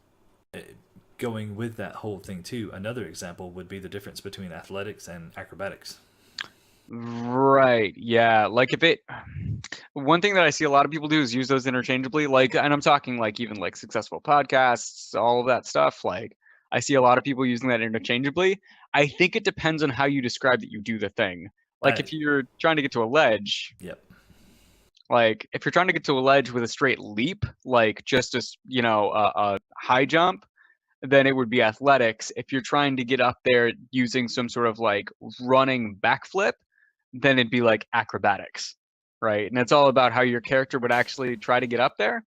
So, like Like if in you had terms to of role pull play, yourself up, that would be athletics, in my opinion. But if right? you're trying to Exactly. like kickflip up there, that would be Yeah, acrobatics. exactly. Like there's an entirely different group of muscles working here. So like, think about how that works. Like, so yeah, I understand that, and those things are definitely up to the DM's discretion. Because yeah, like And I really wish I could remember the other rule I was thinking about. I've had it in my head for like days. Arcana checks and how those work. Well, you can go Arcana, and then there's history, and then there's Hmm. nature checks and all that stuff. Right. How did we decide that Arcana checks were like what Arcana checks do? That Because my interpretation has always been that Arcana checks did like it tests your knowledge of magic. um hmm. 'Cause Okay, there's a difference so between an Arcana check and detect magic. correct, and also with identifying too. But I think 5e like approaches identifying differently. Um, Yeah. because like where it used to be in like 3.5, because nobody cares about fourth edition. Um, What? What edition? You mean uh, Pathfinder, right? you mean Vista? Anyway, uh, it's like 3.5 was like a spell you just cast, and I think it was like a instantaneous. Yeah. Whereas like in fifth edition, it's a ritual, and it takes like 10 minutes to cast. Well, it can be. You can also have it as a like it's available as a spell. But some classes can use it as a ritual. Yeah, no, you're correct. I'm just thinking the characters that we have right now. Like Tilly could cast Identify, but it was a ritual, so you had to sit down for 10 minutes, and so I never used it. um, I don't know. I think But I guess back to obviously, Arcana checks. well, in the other checks too, like history Mhm. checks. History to me is more like lore, Yeah. house names, family crests, stuff like Mhm. that, Yeah. or like if you recognize something from a city or things like that. Yeah. So Nature, recognition testing how well you recall information from something back then. yep. Yeah. And then the same thing for like nature checks, except Mhm. it goes a little bit deeper because you can make nature checks on creatures. Yeah. Yeah. Um, And that tells you how the creature behaves or things about the creature itself. Like history would just tell you if you remember what it is. sorry, I was reading. He was talking about the identify spell. Yeah. Um, Instant cast up to 10-minute duration for Pathfinder. Yeah. and then Arcana. You know what? Let's pull it up. I think it's on roll 20. Let's Mhm. see. Let me pull out my handy dandy notebook. We just got a ladder. We just got a ladder. Hold on. Damn it. Why did it not pull up? Skills, ability phase. What? Why is that not in the SRD? Are you Why are you serious? bad at things? What are you looking for? I was just gonna look up 5e Arcana. Let's see. Okay. 5e Arcana. Google. It's a panda. Oh, is it? Ah. Aww. It's like I told you I never changed the thing. I like it. mine is just the Google page. That's it. I put a theme on there Uh, like years ago and I never oh changed. man. Well, no, don't. It's a panda. Like, come on. Everybody knows the Pandarans were the best part of World of Warcraft. Okay, so check Uh, measures your ability to recall. Had to make sure I was in 5e and not 3.5. yeah. To recall lore about spells, magic items, eldritch symbols, Mhm. magical traditions, and planes of existence, Yeah. and the inhabitants of those planes. See, what I've seen a lot is people being able to, like, okay, I Arcana check this item. But You see, can that feel doesn't. magical energies. Like, I've heard people use it like that, and that doesn't quite make sense. Um, but and like he says, it's poor man's identify. Hmm. Right. So they want to oh, I rolled a 20 on there. I should know everything about this item, Nah, except not to quite. yeah, So It's that's limited to your player's own knowledge. no, no, no. Well, previous knowledge. Um, you could get all the lore you wanted to out of it and all that stuff, but you still wouldn't be able to identify it. Is Yeah. basically the way I would look at it. Yeah. You've I guess heard what I was legends. saying is like, yeah. I guess what I was saying was like, all right, so your characters learned or heard legends about this particular thing, but would they know something that they have literally never come in contact with? Not really. Like And identify, like I've never come into contact with this thing, but now I know what it is. well, and the same thing goes with like nature checks. Yeah. I I'll keep talking. I gotta turn on the lights though, because it's you're super getting dark. dark in there. Yeah, It's like yeah, you're I am. having an eclipse in there. Oh, dude. Hold on. Hold on. Okay, so going back to the whole nature check thing. Oh, I see a little bit of light. It's like a silhouette now. Do do do do. Should I keep talking? Let's see. Lies, lies. It's clearly the Lich King. I'm assuming he's talking about my panda background. It's mean. Pandas could be liches. Interesting. Got a new villain now. Ooh. Panda Lich. Ooh, Panda Lich. Yes, let's do it. It doesn't really do anything except just Looks throw cute bamboo. and cuddly. Yeah, pretty much. Go give it a curses hug. you to become bamboo. That's it's the only spell it knows is bamboo, and it turns you into bamboo. Okay, so roll for magic item. Tell exactly what the schools of magic. Right. But would you have to know that it's already a magic item in order to like Arcana check it that way? Because that's the one thing I've always wondered is like, all right, can you tell if a magic item is magical if you Arcana check it? Well, and that's what we were just saying, or Yeah. Griffin was just saying, that you can give them all that information, Yeah. except for like command words, how many charges it has left, and all that kind of stuff. So they Yeah. might be able to learn what it does. Yeah. But going to where I was headed before you had to turn the light on is like nature checks. I don't know. Sometimes I have an issue with like say for instance our great Bellfire. Yeah. He's grew up in a secluded woods. Mhm. So logically, and we're playing Dungeons and Dragons, so I got to step out of the world of logic here. Yeah. But I still got to step in it. Yeah. If he's from a particular part of the world, Yeah. and he goes to another island, why in the hell would he be able to succeed on a nature check and know what that thing is? Yeah. And that's sort of where you, like you said, you need to recognize that it's Dungeons and Dragons, but also you're operating under the assumption that these things still work under the laws of the real world. Like you can't know a thing that you don't know. Well, and that goes back to the whole Arcana check. Yeah. Maybe you've read it in a book somewhere. Yeah. But being a ranger out in the trees or in the forest, you're not going to have access to a lot of books. Yeah. So there's no way you really know. So it would make sense if you're like, if you roll for an Arcana check and you recall particular information that you found in a book somewhere about a magic item or another plane of existence or the inhabitants of that existence. Yeah. You would be able to recall that information. But like on nature checks, how would you do that? Yeah.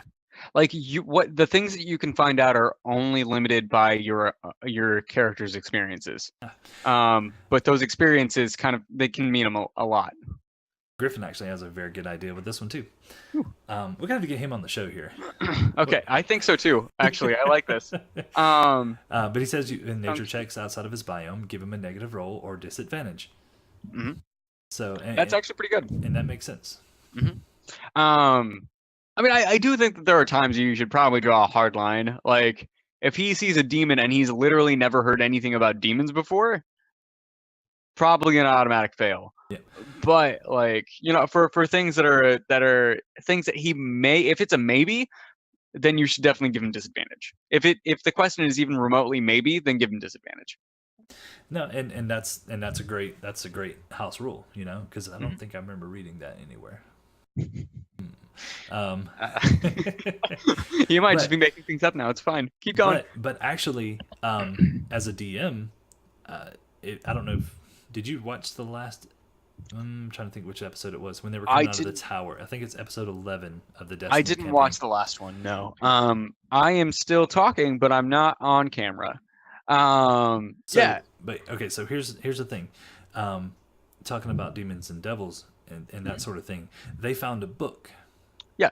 To help them, kind of basically study up on that. So that's a way that you can help your players as well. You can give them items as long as they take the time to like study it.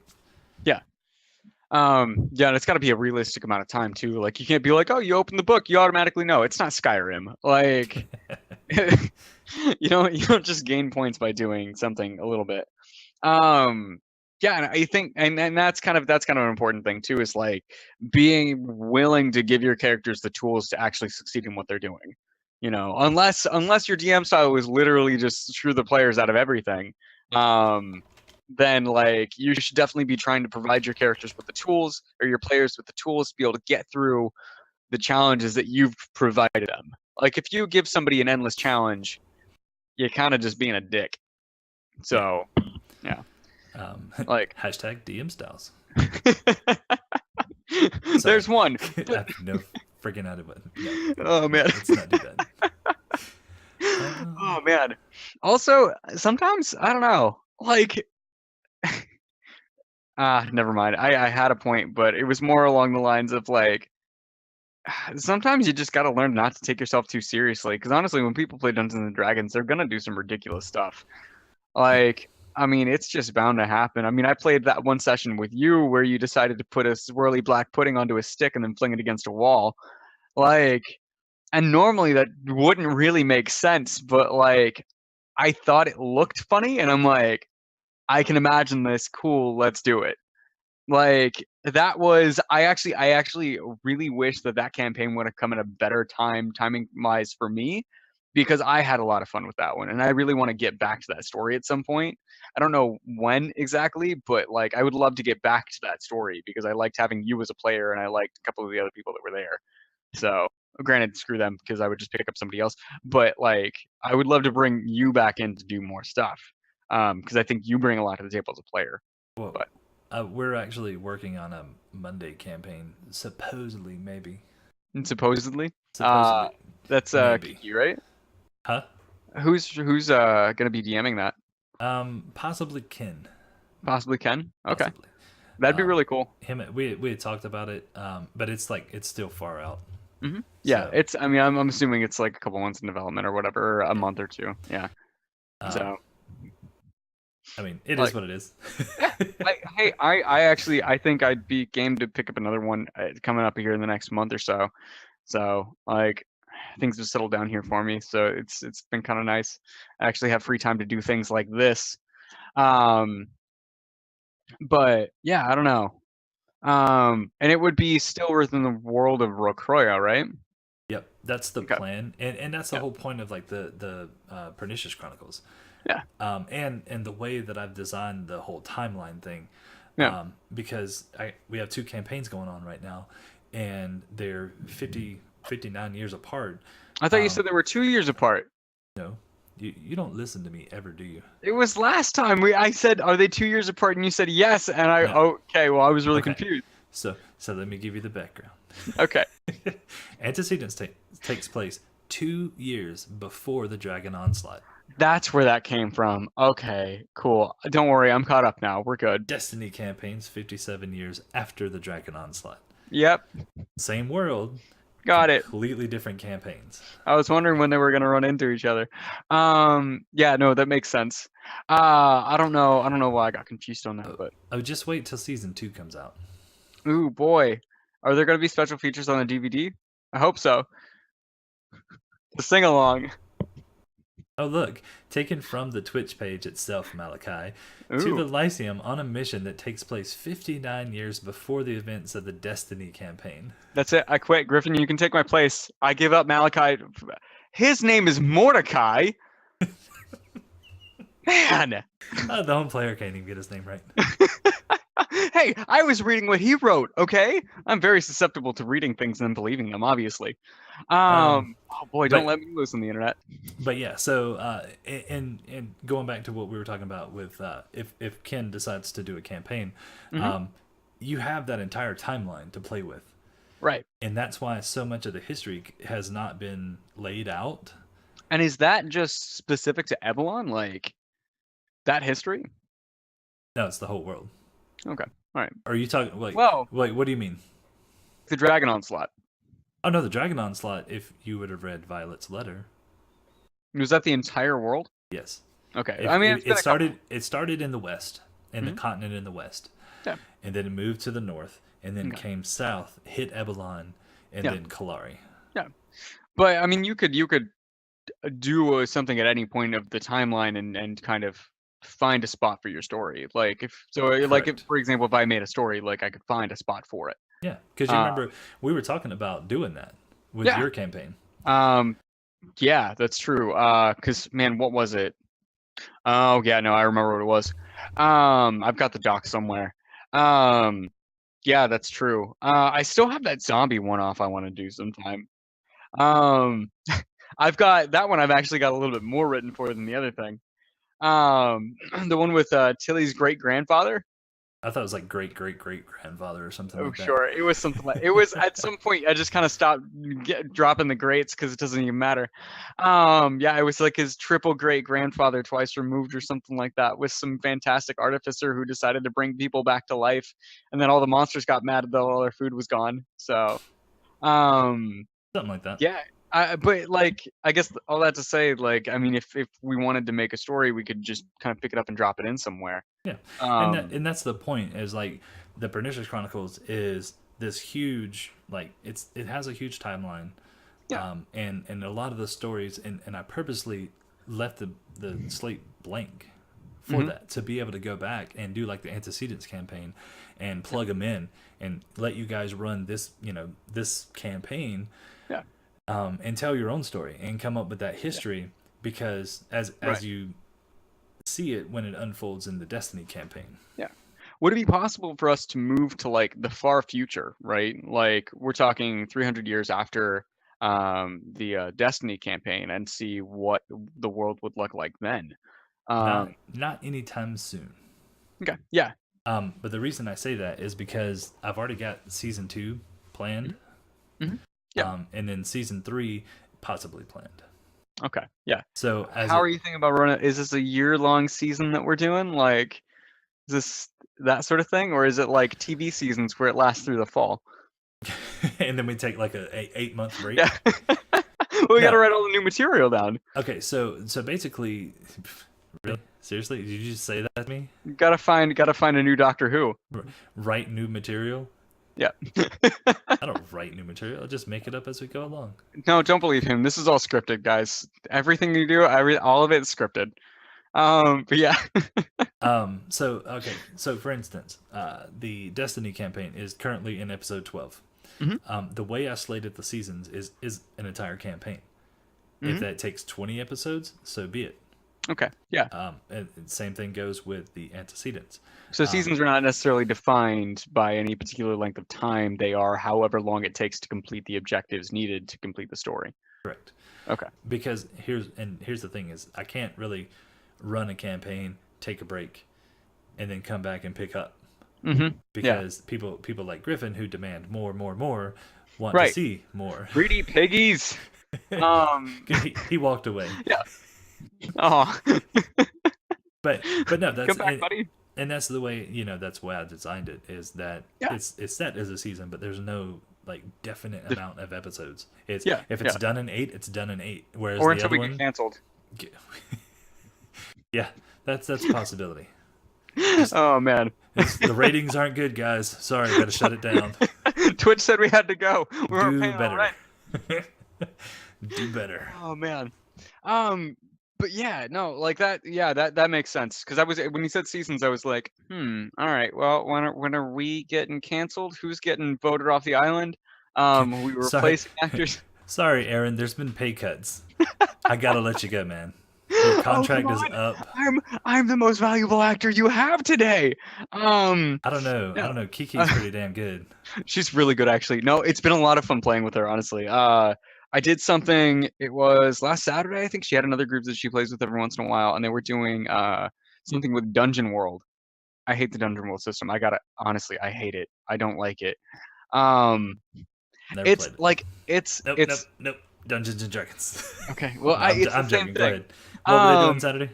it's Dungeon World. So I mean, it's the same. You could pretty much just adapt Dungeons and Dragons to this system, but it's more based off of like a conversation between you and the DM. So you say like, yeah, no, I would like to see if this person is lying to me. They go, okay. Roll a dice. If you get a 10, 11, or 12, you succeed. If you get like whatever, it's a partial. Or if you get like 7 through 10, it's a partial succeeding or succeed. It's real complicated, but like, um, ah, boy, Patrick, I lost my train of thought again. Griff is back. Uh, Stop talking about him. that's so cool. Hello, buddy. Yeah, no, so, no, but I guess, oh, my point was, no, I was playing with Kiki, and, had just as much energy in that, like just a game playing setting as she did when we were doing the last episode. And it was really cool. So I think she brings a lot to the table when it comes to like being really into the role play aspect. Diving immediately into the accent was really cool. Being able to bounce off other characters, I think she does really well. Like those things that it usually takes time to kind of like develop, and she has those right away. So yeah, no, she's definitely better at playing this game than I am. Screw it. Half the time I don't know what I'm doing. Neither do I. It's okay. It doesn't show, man. Nobody has any idea. You could have just left that out and nobody would know. There's rules to this game? I think so. I don't know if we're playing them correctly. We could just stop I just playing roll the dice Dungeons and make shit Dragons. up as no, I'm joking. We could just play make believe for a couple hours each night and people would still come. So Oh, yeah, okay. So we touched on the Penumbra. Actually, we Mhm. did a pretty good portion of it. Yeah. And random encounter. So tomorrow night, you guys are headed off to this. This dwarven fortress that's along the Are eastern we? range. Yes, you. Well, maybe I don't know. You guys Yeah, could that stay was in the the city thing. for another Honestly, episode. I don't even know. Like, I want to say, yeah, no, we're totally going there. I have no idea. I'm gonna let you in on a little secret. Okay. All right. If you stay in Serenity, Mhm. the Baron will come look for you. Yeah, kind of figured. Been thinking that because. Oh, actually, speaking of which, did you ever determine what his guard was? Yeah, he's an actor. Okay, so I did tell you that. Um, Gotcha. I mean, it was kind of already figured out though, like, because it was either he was like just an actor of sorts, or he was one of the other like group that was looking for the bell, but there wasn't enough like suspicious activity for him to be an enemy like combatant. So I was like, yeah, this guy's just full of shit. Which made sense because the Baron was super just relaxed about everything. Super into himself. So yeah, he was like, you know what? I'll be fine. It's cool. I'll be good. Which I mean, I totally get. Like, it's not like anybody was actually coming to kill him. So I don't know. I also figured, yeah, since we freaking stole the hat back, because Simeon can keep his dirty, grubby paws off of it. Like, I guess we'd have to get out soon. So I'm not sure, man. I'm not sure, but either way, it'll be fun. Guys, make sure to tune in tomorrow at 7 p.m. That will be super exciting. You can come watch the Antecedents campaign screw up again and again until we finally get it right. And then actually, please do follow us on Twitter at Pernicious Cron, and then on Facebook, just search the Pernicious Chronicles. You can find our page. Of course, we always have the website up. It is perniciouscronicles.com for all updated information and all that stuff. Which Patrick will get item information up there. It's I don't know when he's gonna do that. Wait, what am I doing? Sorry, Huh? I was What? actually talking to Daryl. Oh, it's cool. Daryl. Wow, did I call him Daryl? I meant Tim. I thought you called him Bill. Yeah, no. So we've got that going on, and also we've got the Destiny campaign going on Wednesdays at 6:30 p.m.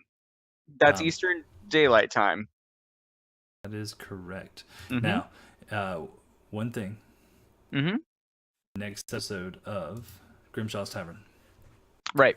I am going to open up about the Crescent Owls. Ooh. Okay. We can talk about moons for a bit. Yeah, well, the islands. I was actually going to talk about it this episode, but I decided to stick with the Penumbra, and then we went into the whole DM thing. Yeah. So the next one we'll talk about the Crescent Owls because eventually that's going to be another destination for the Antecedents campaign. Yeah. Okay. So cool. If we go ahead and get some lore out about that one. Sounds good to me, man. It'll make things that much better. Mm-hmm. And easier. Exactly. Mm-hmm. Also, I've got nothing to follow up with. Yeah, you do actually, because you have two. You as a character will have two decisions to make. Ooh. Or I say two decisions. You have two choices to make a decision. Kill Simeon or kill Heidi. Yeah. Do you want to leave out of Doveport or Arklay? There goes your Gladiator campaign. Right. You get back Archelay, there and man. like everybody Archelay really. all the yeah. I was gonna say, and everybody really finds out the reason you left Sumner. You went Yeah. AWOL, and they find you and they say shackle you up and throw you into Oh these God, gladiator honestly, that's arena. probably exactly what happened. I'm not gonna lie. This is, well, because I think that's what I kind of described in my original story was that he just kind of gives himself up to the enemy combatant and says, "Train me." Um, so that makes sense. I'd be down for some sort of perilous chase. Um, On well, 'cause I think chariots. it'd be well, oh yeah, there's that. Well, I just think it'd be really funny to put Mordecai in a situation where he's not actually where he's actually being pursued or has to be really nervous and cautious because normally he doesn't really have to be. He doesn't really care. Um, Especially as like the dad figure in the group because that's sort of what he's become. Um, because I was talking about that with Kiki, I think, and it was like Kiki's character is sort of like the mom character who tells everybody that they're not supposed to do things, and then Mordecai is sort of the character that goes, "Yeah, sure, do what you want, but don't tell your mom." Like that's that's sort of the dynamic that we've ended up setting up, like inadvertently. Speaking of which, Mhm. Ella will not be in tomorrow for the Antecedents campaign. Aw. So I'm gonna try and pull somebody from Destiny Okay. to Yeah. get them to play her character. If anybody, Balefire would be perfect. Why? Just get Oh, Reed. because he's a rogue. Because Because he pretty much plays a rogue all the time in every part of his life. Yeah. well, I don't know about that part. Oh, he flies planes for a living. What do you expect? Let's So see. everybody flies planes as a rogue. Oh wow. How do you think they get from place to place so fast? They fly. So yeah, Yeah. so Oh, yeah. we'll try to fill that in. Yeah. And that's a good thing about having all these players is you have Mm. this large pool you can pull back and forth. Hey Griffin, you want to come play for a day? Yeah, no, that sounds fine. Because it would suck to have to leave Ella behind, like her character, because I don't know what we would do. Just hide her away in that thing, or maybe we just have Mordecai strap her to him to his back and just carry her around like a rucksack. Sorry, I was reading what Griffin said about said after tonight's noodling about the Penumbra, it should be even more interesting. Also, Yes, that's the Dean, word for the yes, that's players. exactly what Alistair would say. You're not my real dad. Um, oh boy. So I think we're getting out of here. Oof. Well, actually, my brain is shutting down. Cool, but seriously, thank you for tuning in, guys. Unless Patrick, there was anything else you wanted to say, Pat? Nope. Like I Nope. said, next Grimshaw's is going to be about the Crescent Owls Mhm. and whatever else you guys want to talk about. So stick around for weird debauchery, or don't stick around. It'll be a week. All right. All right. See you guys tomorrow night. See ya. Thanks again, guys. And we're out.